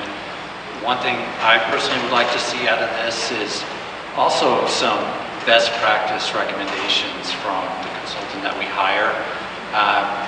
It's one thing to get a survey and know how people are feeling and what's going on, but then it's another thing to then get some best practices and some recommendations that we can take steps to improve the school. Very valid point.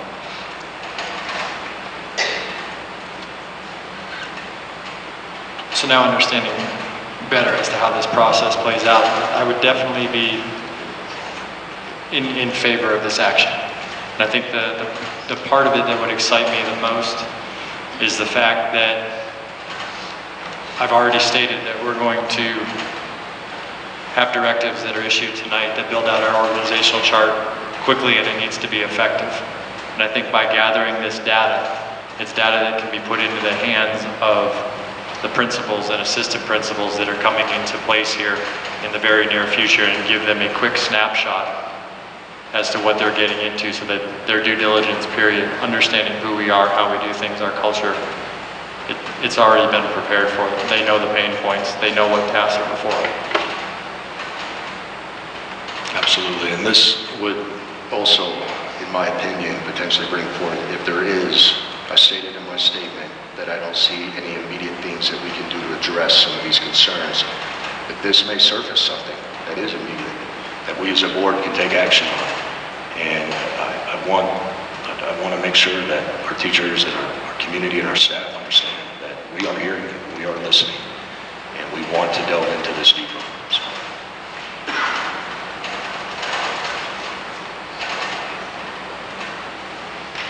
Ms. St. Aubin, do you have anything? I do agree. I support this idea. Can you hear me? I do support this idea. I think we are just at a stage of growth, and having someone come in from the outside and analyze the organization as a whole. One thing that we saw as a challenge is that we were kind of operating in two silos, the West Campus and the East Campus. And the West Campus, thanks to the Highway 105 committee, has needed a lot of attention in the last year. And I think that it shows. I think having someone just come over and analyze our organizational chart and our strengths and our weaknesses and where we have holes will be very valuable and money well spent. So I would support the motion.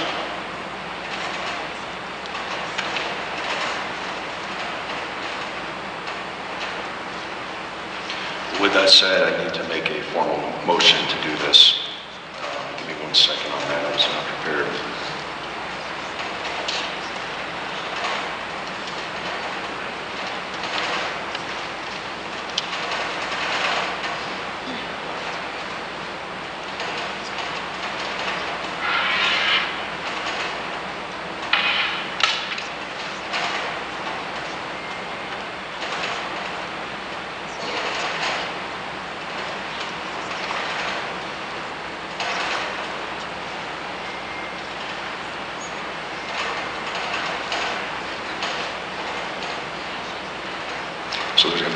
parts to this motion, but we'll start with, I hereby move that we establish a subcommittee with the sole intent of vetting and engaging the services of a third-party professional consultant coach.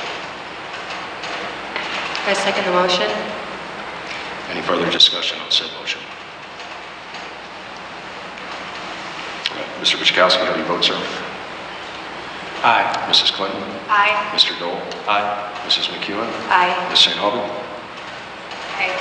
And for the record, Ryan Graham votes aye. So now, this leads into the discussion of who wants to be on this committee.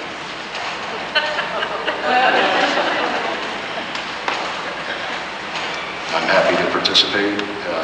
Say one more person. You I know, would- Ryan, I would like to volunteer for this. I know that right now that some of you are engaged in a lot of subcommittees, and the two that I'm on, both buildings and governance, are actually probably a little bit more under control than maybe some of the others, a little bit fewer tasks. And so, especially since we're looking at doing this in the meantime, like before the end of the year, getting it rolling, that it possibly works better for my schedule than for some of you others, since I know some of your other schedules. So I'm willing to volunteer for it. Happy to report that I have no experience in this area whatsoever. Nor do I. But if it's helpful to the others, I'm willing to volunteer. Thank you. Is there someone else on this board that would like to do this with Mr. Bichkowski? I would be happy to. Okay, terrific.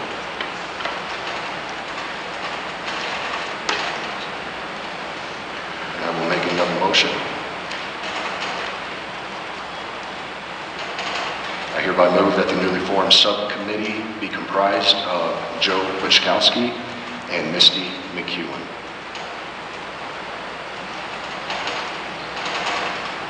I would need a second to that I motion. second that. Any further discussion on that motion? All right, seeing none, Mr. Bichkowski, how do you vote, sir? Aye. Mrs. Clinton? Aye. Mr. Dole? Aye. Mrs. McEwen? Aye. Mrs. St. Aubin? Aye. And Ryan Graham, for the record, votes aye. Thank you guys for stepping up and doing this. We appreciate that. Now we need to have some discussion because we have authorized a board sanction committee that we had 2 new members on. We need to authorize some type of expenditure. And anything above that expenditure, we would need to bring back to the board.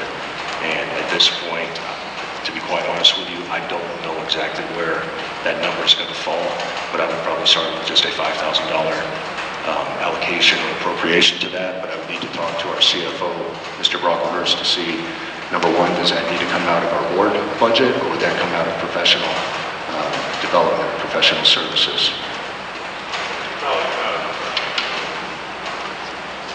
Professional services? Okay, terrific. Would there be any further dialogue if I make a motion to appropriate that figure for the board, giving Joe and Misty the ability to authorize that? Just one question, that if, we'll probably, I imagine, I'd have to talk to Misty, but if we request some proposals from some of these consultants and they're not in line with that number, then we would just bring it back to the board and then we would just have a vote on it. Would it possibly have to be something, if it's between now and our January 13th meeting, then something that would require a special session? Or what do you think? If the board allocated or appropriated X amount of dollars and it went over that cap, then yes, it would have to come back to an open session meeting where we were approving further appropriations. So we can ultimately go from 5,000 to 10,000. I don't think it's going to be that much. My interpretation is that this will take about a week for the consultant to come to the school and start the interview process of speaking with the individuals that were identified to be spoken with. And ultimately, along that same vein, we would probably want to get some input from who the teachers may want to present or who the staff may want to present to have that engagement. But ultimately, we would probably need to identify, or Joe and Misty would need to identify the individuals that would be speaking. They would not come in here and interview every single person, but it very well could be somewhere in the realm of 15 people, and obviously you two would have the authority to authorize, if you want more or less. So how about this? I'm just going to make a motion that, sorry, go ahead. Just to clarify real quick, this is for the East Campus only? Correct. Okay. And this may be something of further or down the road that you say, let's set this up for the West Campus as well. And to go back to the question of what do we do with the information that we receive, there's a lot of different things we can do. And if coaching is warranted, then that is something we can explore further. I don't want to get us into the weeds on that right now until we have something that's in writing, finalized, that gives us a definitive understanding or a better understanding of what the issues may be. So, with that said, I'm going to make a motion. I hereby move. Oh, go ahead. Yeah, one comment, because I don't want to handcuff these guys on the 5,000 I agree. and needing to call a special open session just to keep this thing moving. We need to keep things moving. I'm just going to ask to anybody in the audience tonight, if anybody has any understanding or has employed these type of services before and understands what they might cost, well, let us know now, because if we need to appropriate more funds, we'll do it.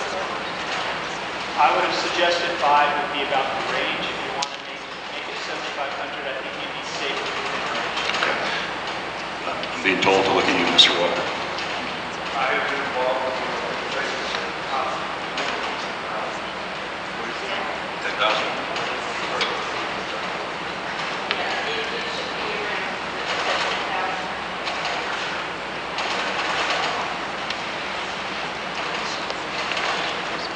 All right.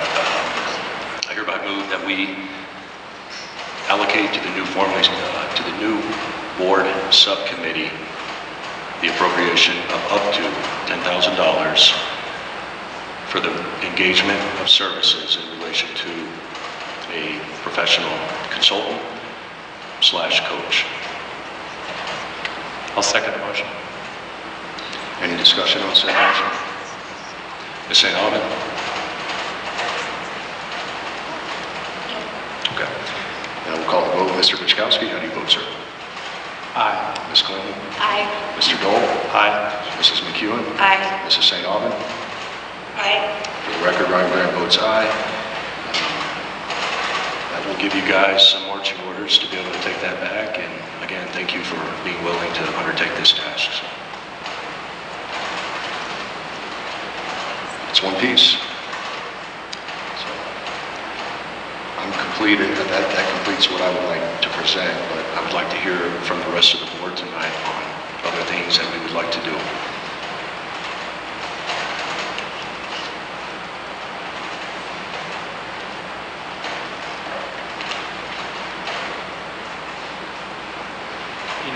I guess just one comment, Ryan. There's some discussion tonight about a change in the grievance policy.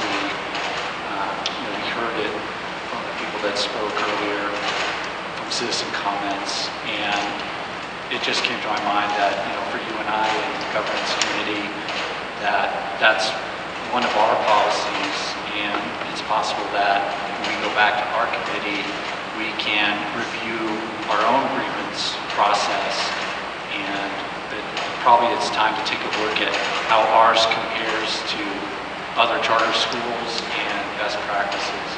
So I just wanted to make that note, and just to let the people out there know that we do have a committee that looks at those things, and Brian and I are both on it, and it's something that we can even look at in our next meeting, which is just next week. It's just on Tuesday. So it's something that we'll take a look at. And for those of you that are familiar with our board policies, if you just go onto our MA website and look under the board link, there is a drop down for all of our policies. The policy that Mr. Bichkowski is referring to is 1518A. That currently is our grievance policy that obviously anyone can follow. but we will take a look at that next week, just in relation to some of the comments that we've been hearing tonight. We don't need a formal motion on that, just, it's something that we will just discuss in that committee.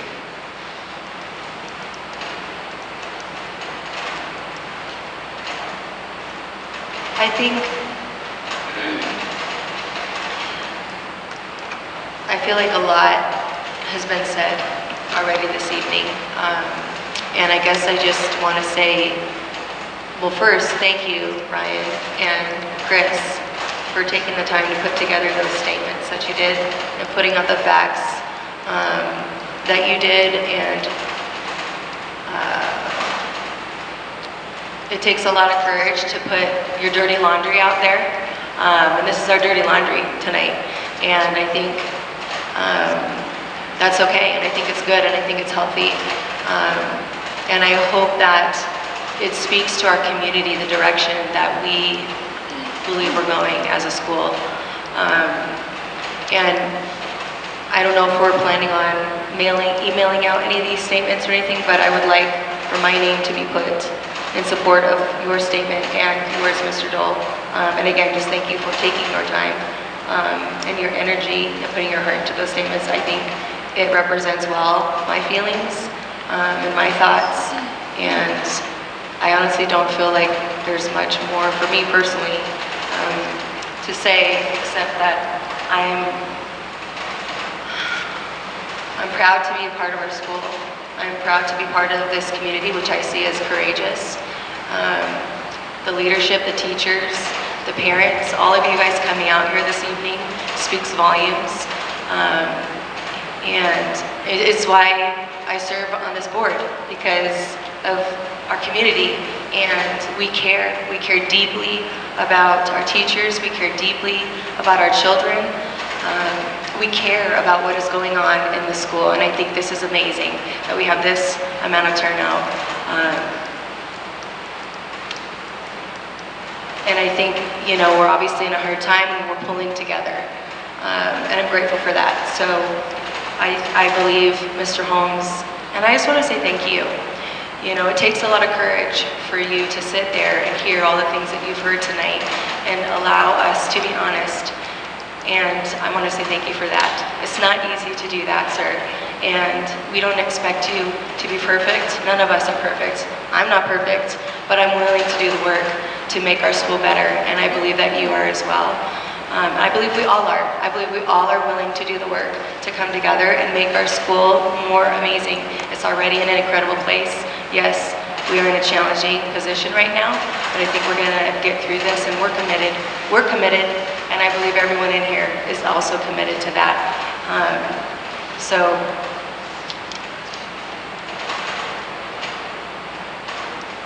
yeah, I'm not sure how much, I mean, I could say a lot, but we've already been here a long time. It's 8:17, so I'm just gonna end on that. Thank you to all of you, teachers for being here, staff for being here, parents for being here, all of you, thank you for your heart. Thank you, Mrs. McEwen, and I'd be honored that you would like to add your name to that statement. That obviously can extend out to anyone else on this board. Don't feel any obligation.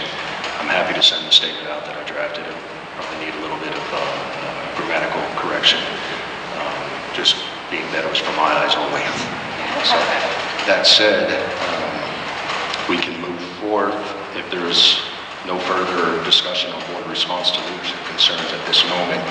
And I want to make something very clear to this community. Just because we're talking about this tonight and trying to come up with some game plans and strategize on how to move forward with this doesn't end here. This board is going to continue to be receptive, and this board is going to continue to listen to the engagement. And I do applaud, and I'll continue to applaud each and every one of you for taking the time to email this board, call this board, text this board, because your concerns are warranted, and we want to hear those. And I want everyone to know in here tonight that this is not falling on deaf ears. And from there, all we can do once we have a report back from this consultant is further delve into some of this. Any further conversation regarding the board response to leadership concerns? I do have further comments. I think, Ryan, one of the key issues to everything that's going on tonight is communication. I think we, as a board, need to issue some sort of directive to not just our COO, but I think to the current highest level of leadership at each campus. I think there needs to be some expectation of communication that goes out to the entire community, our staff and our parents, on a regular basis right now. We need to continue hearing concerns. We also need to continue hearing the good that is going on at each campus. I still haven't figured out why sometimes I don't get the regular emails, I just get the board emails. So maybe some communication is already going out, but I would like to see at least weekly communication talking about what's been going on in these buildings. Continue to speak truth, continue to speak pain points, continue to speak praise where it's needed. I think that needs to be heard from currently our assistant principals at each campus, and I think it needs to be heard from our COO. Would that communication be going out to the entire community, internal, or both? The entire community. So to clarify, Chris, and I agree with what you're saying, it's assistant principals at both our campuses, so they are the ones that we're tasking with this weekly communication, just to be clear. As the structure stands at this moment, yes, that may change in the next few minutes, but currently the assistant principals would be sending that out, and the COO will be sending out the communication as well. I think that's great. I agree. I support this. Just being that we're tasking the assistant principals with us, that obviously not a direct report. Mr. Holmes, do you have any comment on that? And to the assistant principals that are here this evening, would you like to speak to that if we were to issue a directive?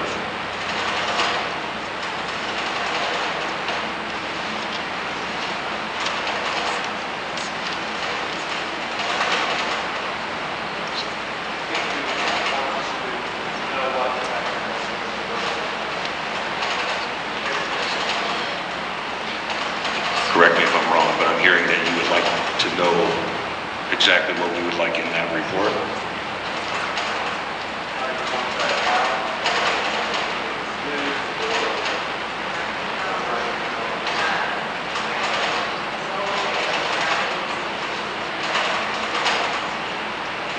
Could I put one of you or both of you on the spot? Have you come up to the mic?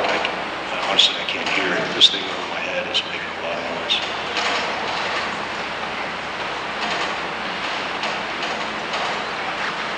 Thank you, Mrs. Thomas.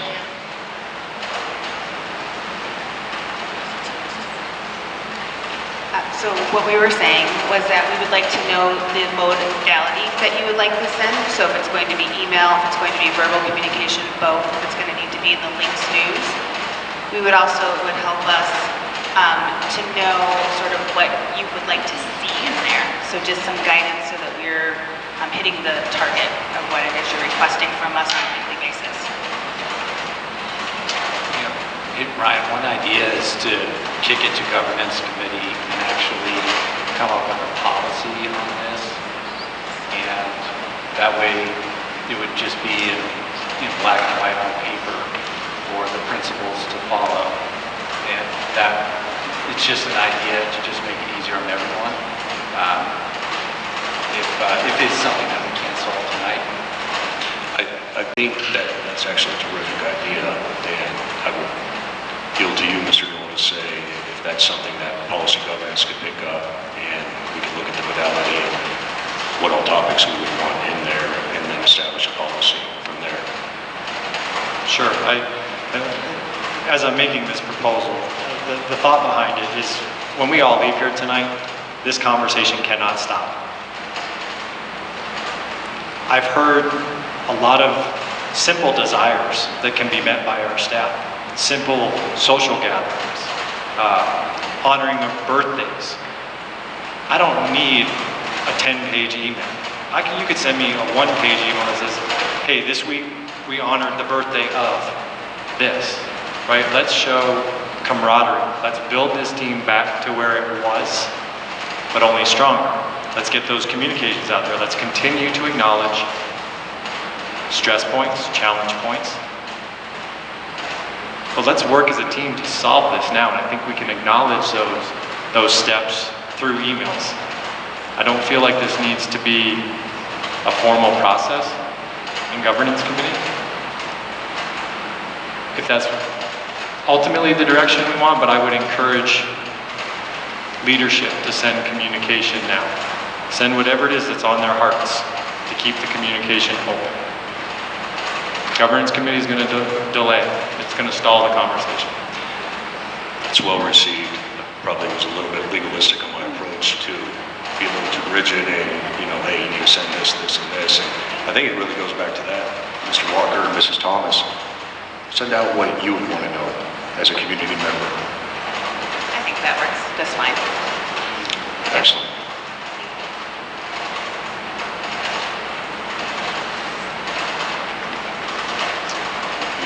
Any further discussion on board response to leadership concerns? All right, let's move on to letter B, review of organizational structure.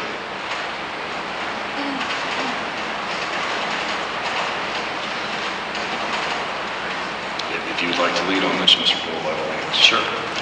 As I stated earlier, tonight we have an organizational chart that has some gaping holes in it, specifically at the senior leadership level. We have a COO, but we need principals. The principals are the voices and the faces of each campus individually. The full organizational chart, as proposed, has a principal and a vice principal for our elementary campus, for our middle school, and also for our high school. We must, in my opinion, achieve that. We have the opportunity before us tonight to charge the COO with immediately proceed with the filling of the principal at the West Campus. I acknowledged earlier that the COO also promised the West Campus staff that that would not happen quickly and that would wait till the spring. I don't believe that we can wait that long. We have an opportunity to what I call button up the West Campus machine and let it do its thing. It has an amazing staff. It has two amazing assistant principals at this point in time. But it's time to fill the principal position. I'd like to start there.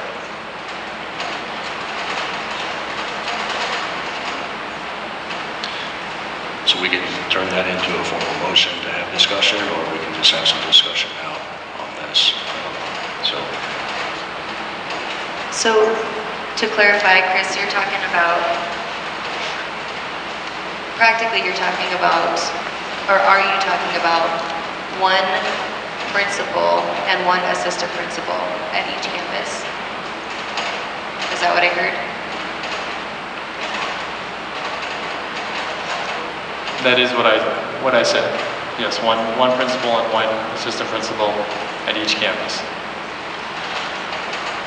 I'm completely open to input from the leadership currently in place at each campus if they feel that for some odd reason that is not an appropriate structure. But at the very least, I know we need a principal. I feel like personally, I'd like to hear from our current leadership on what they see the need to be. They're the ones in it, doing it. So if that would be possible to hear.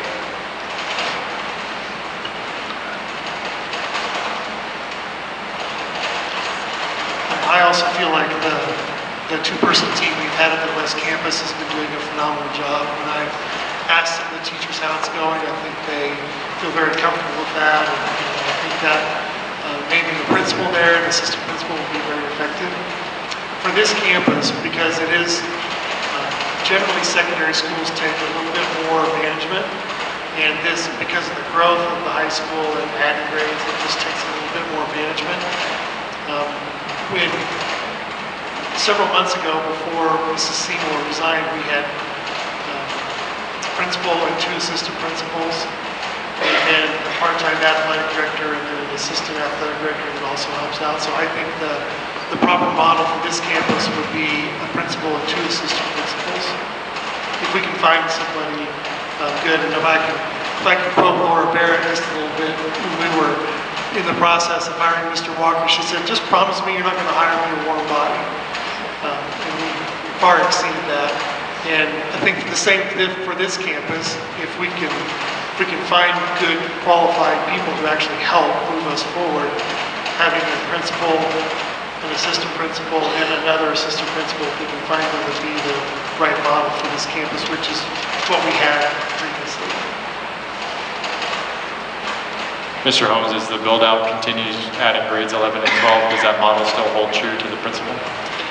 I think it holds true mostly, but it almost, and I've built out a couple of these K-12s, it almost feels like you need as much administration when you're building it as you do when you're fully built out. So it still might morph and change a little bit from year to year, but I think for this year, that would at least be what we need.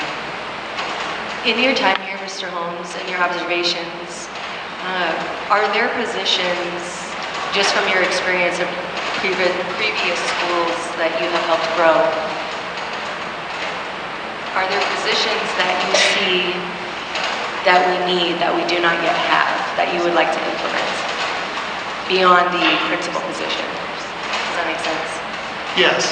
One of the things that I think we need, and I don't want to set Mr. Brockhurst off, because it's difficult from a budget situation to add, but a chief academic officer for our organization at some point in the next few years, I think would be a good position for us to add. But Can you elaborate on what that CAO position would do? a lot of what they do is they head up the curriculum committee. They're involved in curriculum discussions with teachers and making sure that they have the things that they need. They're very much keepers of the academic piece of it, making sure that we're following through with our core knowledge curriculum. They also help the principals and assistant principals coach in methodology. One of the things that we are committed to is the classical model of instruction, which means grammar, logic, rhetoric. And so we teach third graders differently than we teach seventh graders, than we teach high school students. And part of what we need to continue to develop is the ability to teach those students in different ways. And that person is very much needs to be an expert in those philosophies and those ideologies. Not the only person, but someone who leads those discussions and those implementations of philosophies.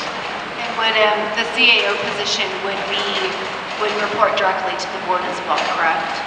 It could report directly to the board. It could directly report to the COO. That would be you guys' choice. Yeah, I would be in complete agreement with us pursuing that when the budget would allow, and frankly, just provide balance for you. You are a businessman in strength, and I think asking all of that in one position with the COO is a lot, and it would be a great way to balance those things out. I personally would like it to see that position be someone that reports directly to the board and is a channel on the academic side to the board versus what you and your role as the business side would provide to us. Are there any other positions you see that we need in moving forward? That's the one that I've thought of probably more than anything. And I haven't brought it up to any of you before because it's right now in our budget. It doesn't feel like we can afford that, but that is when we can afford it. I think a position that would help us. It's part of what you've just talked about tonight of being off course. That person helps with some of that being off course. It just would lend support to that. And I don't know what our two assistant principals think about that.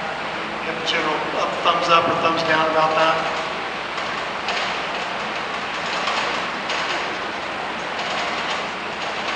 So, Mr. Dole, if I'm understanding, you mind staying up there, Mr. Holmes? Mr. Dole, if I'm understanding, you would like the board to issue a directive that we fill the West Campus principal pretty much effective immediately, whatever the process is to get to there. Am I also hearing you that you would like to have that same directive issued for the East Campus? The directive doesn't need to be to have the principal position filled.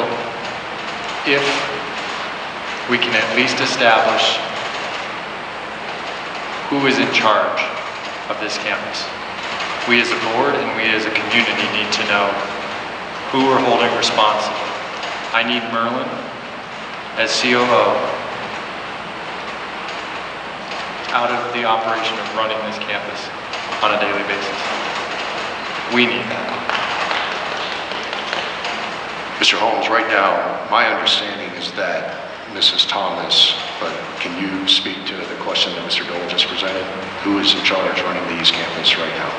Well, as our only current existing administrator, she is in charge of this campus.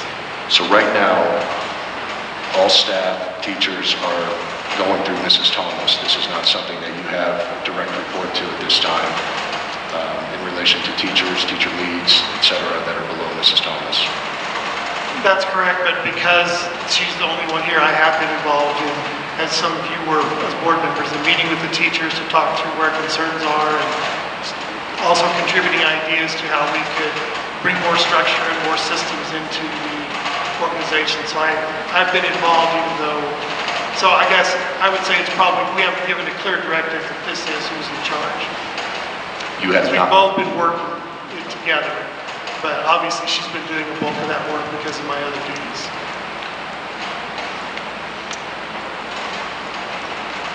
Then I would propose that we give that directive to acknowledge Ms. Tamika Thomas as the person that is running the East Campus.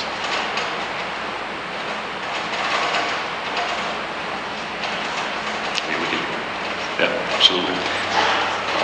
You tell me what the process is to issue the directive. It's basically if there's board consent. Would there be any objections to the directive that will ultimately be coming from the board that Mr. Holmes would let the community know, let the staff know that Mrs. Thomas would be Can I say something from an HR perspective? Mr. Graham, There is can you hear me? Sorry, I just can't hear it. you can't hear me. I'm not gonna mic. I'll talk loud. But from an HR perspective, there is a requirement by law to post a position, either if there is a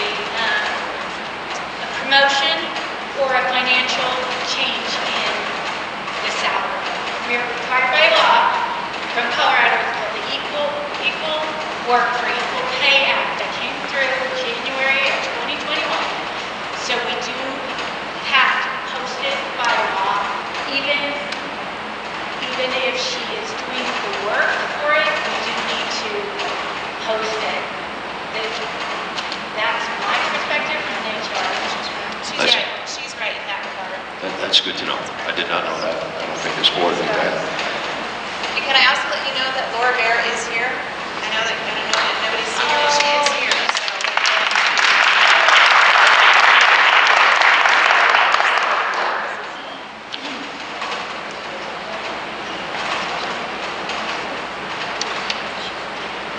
Well, let's take a step back on this. We understand we need somebody in that role, whether it's an interim position, but what I'm hearing from HR is that ultimately we have to do a posting for that to be within legal compliance of this law from January of 2021. So, that said, I was just going to ask if you could talk straight into your microphone, because it's really hard to hear when you move around your microphone. okay. Thank you. So backing up on this, how would you proceed with that new understanding? All right, let me go back to my Arch HR fan club over here. What I'm looking to establish is an acknowledgement in the community as to who is running the campus on a day-to-day basis.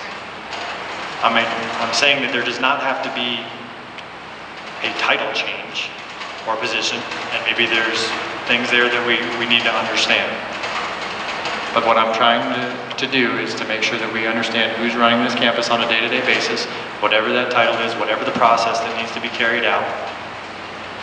Chris, I want us to move that that's forward. different. That is different. If you're just saying she's the one overseeing it, it's different than actually posting and moving her into that position at that time. So you're correct in that.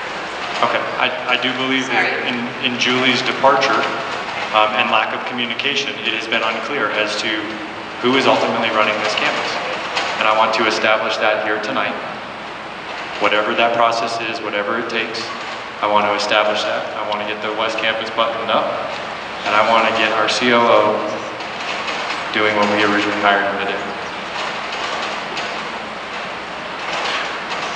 Mr. Holmes, would you like to speak to that?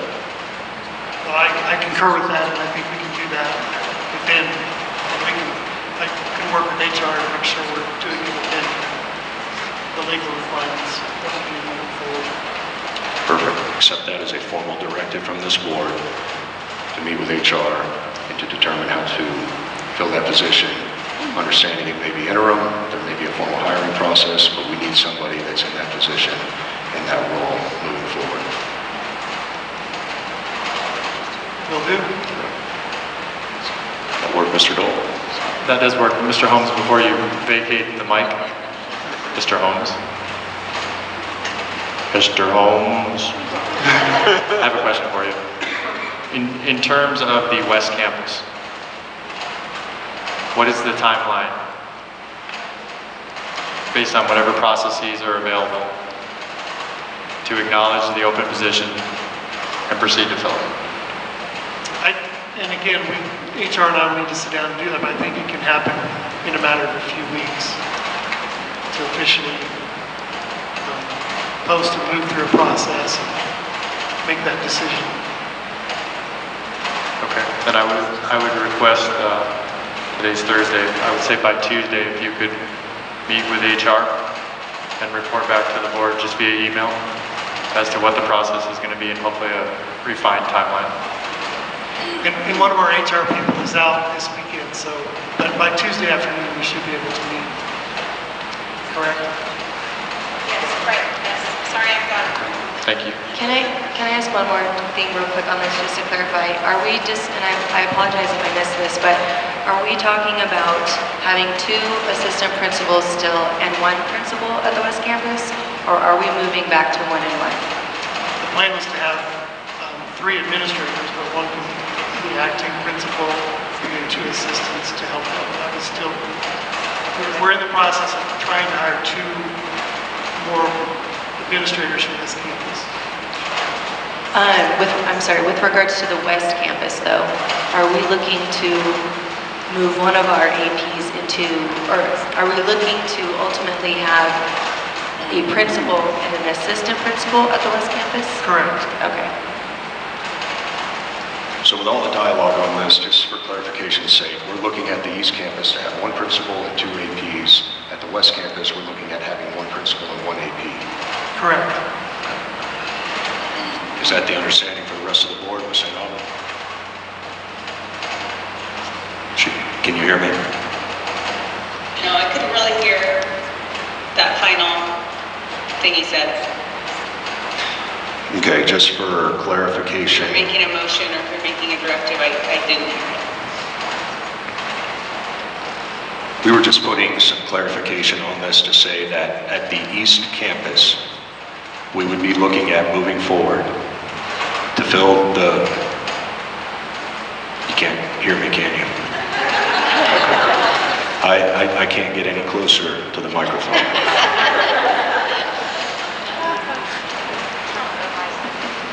Megan, can you hear me? I can hear you. Okay, Ryan was getting clarification as to the organizational structure that's been proposed at both campuses. The West Campus would be 1 principal, 1 assistant principal. The East Campus would be 1 principal, 2 assistant principals. Okay. Do you have any questions or are you in agreement with that? I know there was some discussion about the CAO position. Is that something that we are interested in potentially filling this year or in the early spring for next year? I'd personally like to have Mark look at it and get back to us with more information on that and be able to know how soon we would be able to put a job posting out there and start to find someone to fill that position. I say the sooner the better, but we need to defer to our CFO for more information on that. Okay, that is something that I wanted to propose tonight as well, so I'm glad Mr. Holmes brought it up. And that was approved by the board 3 years ago when we changed the position from executive director. That we would have at that time we said a CBO and a CAO.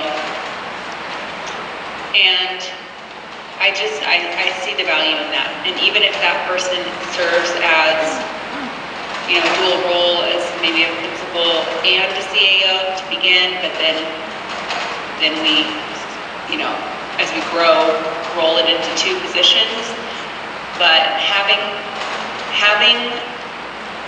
an administrator who is overarching, making sure that our curriculum is working from kindergarten all the way through 12th grade, and that it's flowing and that it's syncing, seems like a big gap that we have. And I think maybe that's something the consultant would be able to advise us on as well. But to me, I would like to keep that option open, and at least have Mark look into budgeting and how we possibly could do that as soon as possible.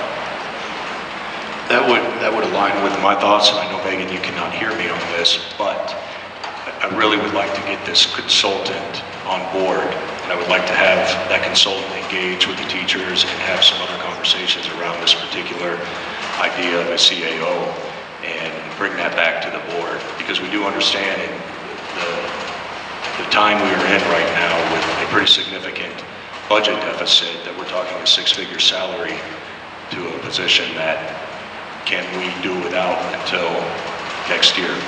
I'm not saying that has to be the direction that we move in, but we need to explore that before we were to potentially allocate that type of funding to hire somebody.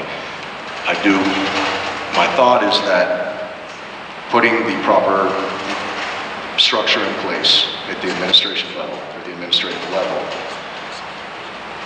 I'm cautiously optimistic that we can start working through some of these communication issues that we're all hearing. But ultimately, we have to start with that, as we are all aware as a board. And I'm taking what I'm hearing tonight, and we're going to issue you a formal directive to make sure that the administrative structure is filled, as we have discussed at the West Campus, with the 1 principal and the 1 AP, and here at the East Campus with the 1 principal and the 2 APs. And obviously with discussion with HR to make sure that we are obviously abiding by the law to do this. Is everybody in agreement with that directive? Okay.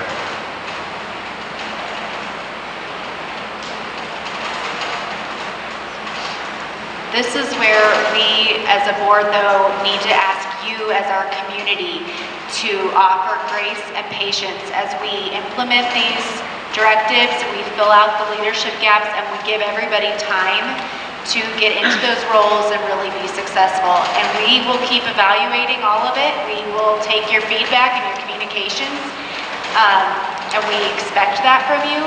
But we need the time as well. As Ryan said, this is not going to just happen overnight. So we appreciate the continued communications and the patience that you provide us. Board, is there any further discussion of review of organizational structure right now? All right. Ms. St. Alban, did you hear that question? Mr. Dole, can you relay the question to Ms. St. Alban? Do you have any more discussion? You good? All right, we're good, thanks. You know how to use your microphone better than me. That's a different discussion. Are you having difficulties out there hearing me on the microphone? Okay. My apologies if you are. All right, let's move on to elections policy first read. As we discussed in the governance committee, we wanted to have this to you for the month of December with the intent of having a policy adopted by this board at the next meeting on January 13th. This policy would be in relation to the elections for future board members. And as it stands right now, we will have 2 board members rolling off this next year. But we also authorized, and I don't have the date, the bringing on of a 7th board member. So we will actually be having 3 board member seats that will be open this coming spring for the 22-23 fiscal school year. So if you guys have taken the time to read through this elections policy, if you have any further discussion on it, we can do so. But I think at this point, I would ask Mr. Buczkowski to go ahead and read the policy aloud to the board and to the community.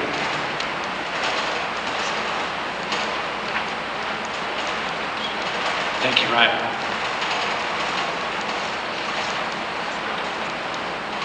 Okay, so this is our Board of Directors, Governance and Policy.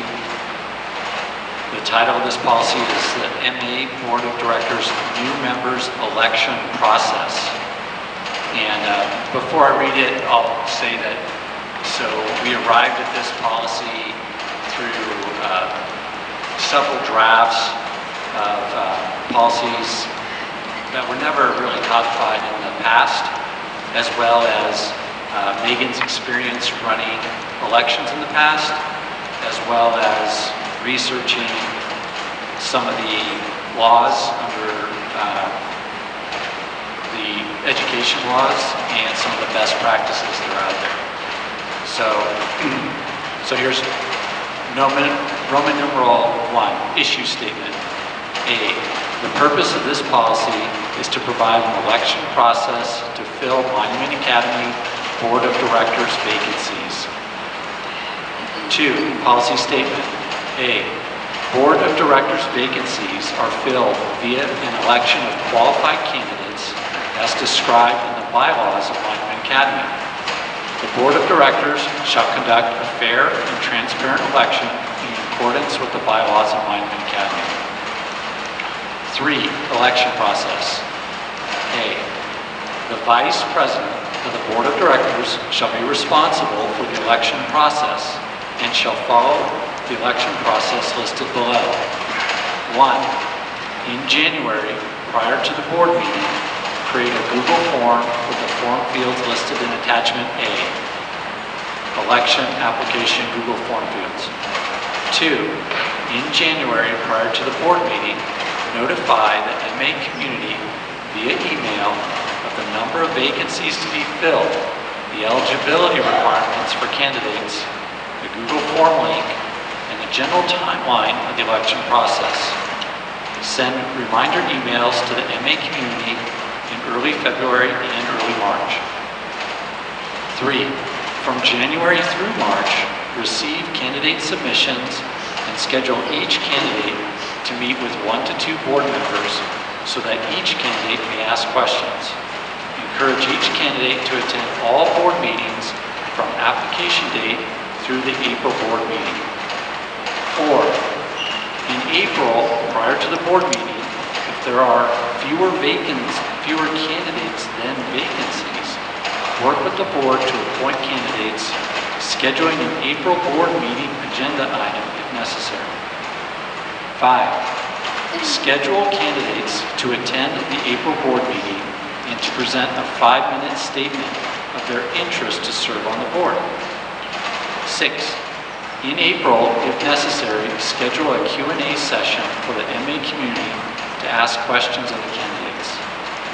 7, in the last week of April, conduct a 5-day formal election using a third-party online election system within the budget set by the CFO or approved by the Board of Directors.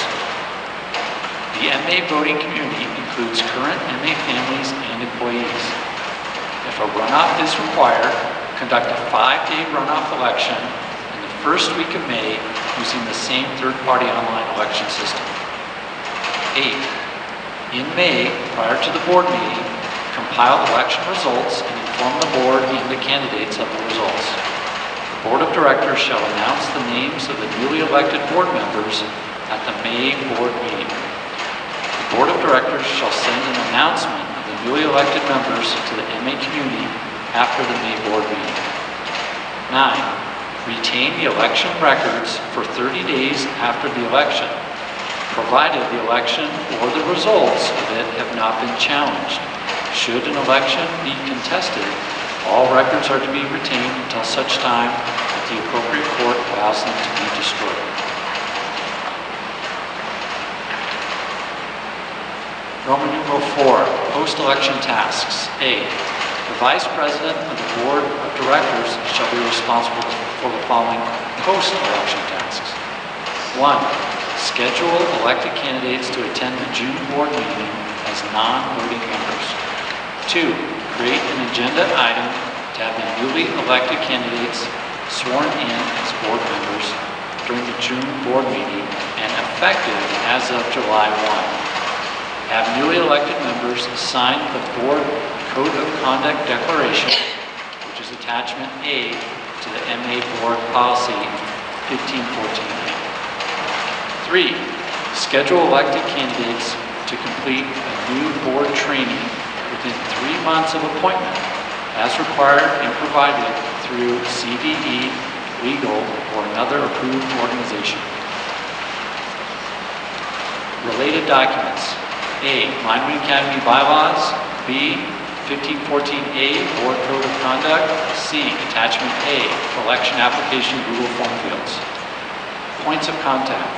The following position shall serve as points of contact for enforcement of this policy: Vice President of the Board of Directors and the Chief Operating Officer. And Ryan, would you like me to read all of Attachment A, the election application Google form fields? That's a good question, Mr. Buczkowski. I think for the community, yes, please read the question text as it would be for the 1514B Attachment A. Okay, so the form field will contain the following questions. 1, first name. 2, last name. 3, email address. 4, are you a parent or guardian of a student at Monument Academy? 5, are you an employee of Monument Academy? 6, are you an immediate family member of an employee to Monument Academy? 7, do you have 1, a commitment to students and their education? 2, enthusiasm for Monument Academy and conviction in its purpose? 3, willingness to give time and energy to Monument Academy? 4, special skills to address specific management and needs of Monument Academy. 5, ability to represent the community and interpret community needs and views. 6, willingness to accept and support decisions democratically made.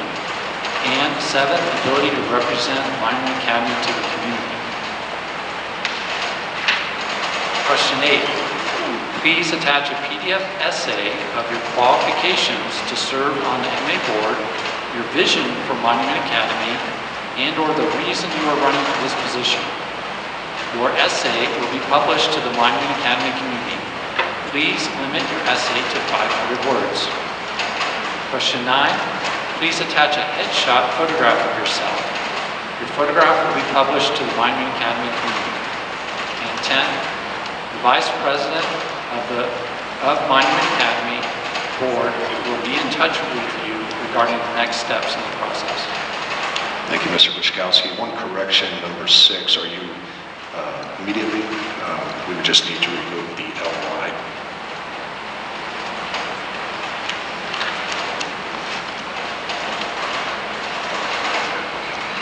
Thank you, Ryan. All right, board, that's the first read of the new 1514B policy. Is there any discussion on that? Okay, we will bring them. Yes, sir, Mr. Miller. I think it's well defined in your bylaws, but I don't think this has an adequate definition of who our electors are. You say parent families and staff, but how many voters in a family, and that sort of thing needs to be defined. Thank you, Mr. Miller. We'll take a look at our bylaws there and incorporate that. Ms. St. Albans, I see you shaking your head, so I'm assuming good. So We will bring that back at the January board meeting for the adoption of that, and we'll take Mr. Miller's comments on that and further expand on that language. That now moves us into board comments and announcements. I just had a couple announcements. I always ask the PTO presidents at each campus if there's anything they'd like to add to our meeting. Mr. Holmes already touched on some of these, but I'll just say in conjunction with the craft fair discussion, there were 52 tables and a lot of them sold out. It was a great chance for the kids to learn entrepreneurship skills and human relationships, and it's just such an awesome thing that the school does. My son was one of those. I got to sit there and watch it, and it was really amazing. And then at the East Campus, I mentioned the volunteers that we have added. They're also working to get the teacher lounge finished by December 16th as a little Christmas gift to the teachers and staff, and working with an Eagle Scout candidate right now to finish the Gaga ball pit. So exciting stuff at both campuses for the PTOs, and make sure you're paying attention to opportunities that they are putting together at each campus as well. And then I did ask the teacher representatives for any announcements, and they would like to continue to encourage the teachers to fill out the teacher survey that went out, as well as the parents to pay attention to the SAC survey deadlines, and also keep paying attention to the volunteer opportunities, as they really do help our staff. Thank you, Mrs. Clinton. Board, any further comments? All right. Moving on to new business. Do we have any calls for new business to be added to the agenda for January right now? Okay.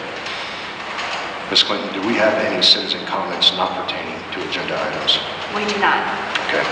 So for those of you that are in attendance tonight, typically when we sign up, or when you sign up for citizen comments, you need to give it as an agenda item or a non-agenda item.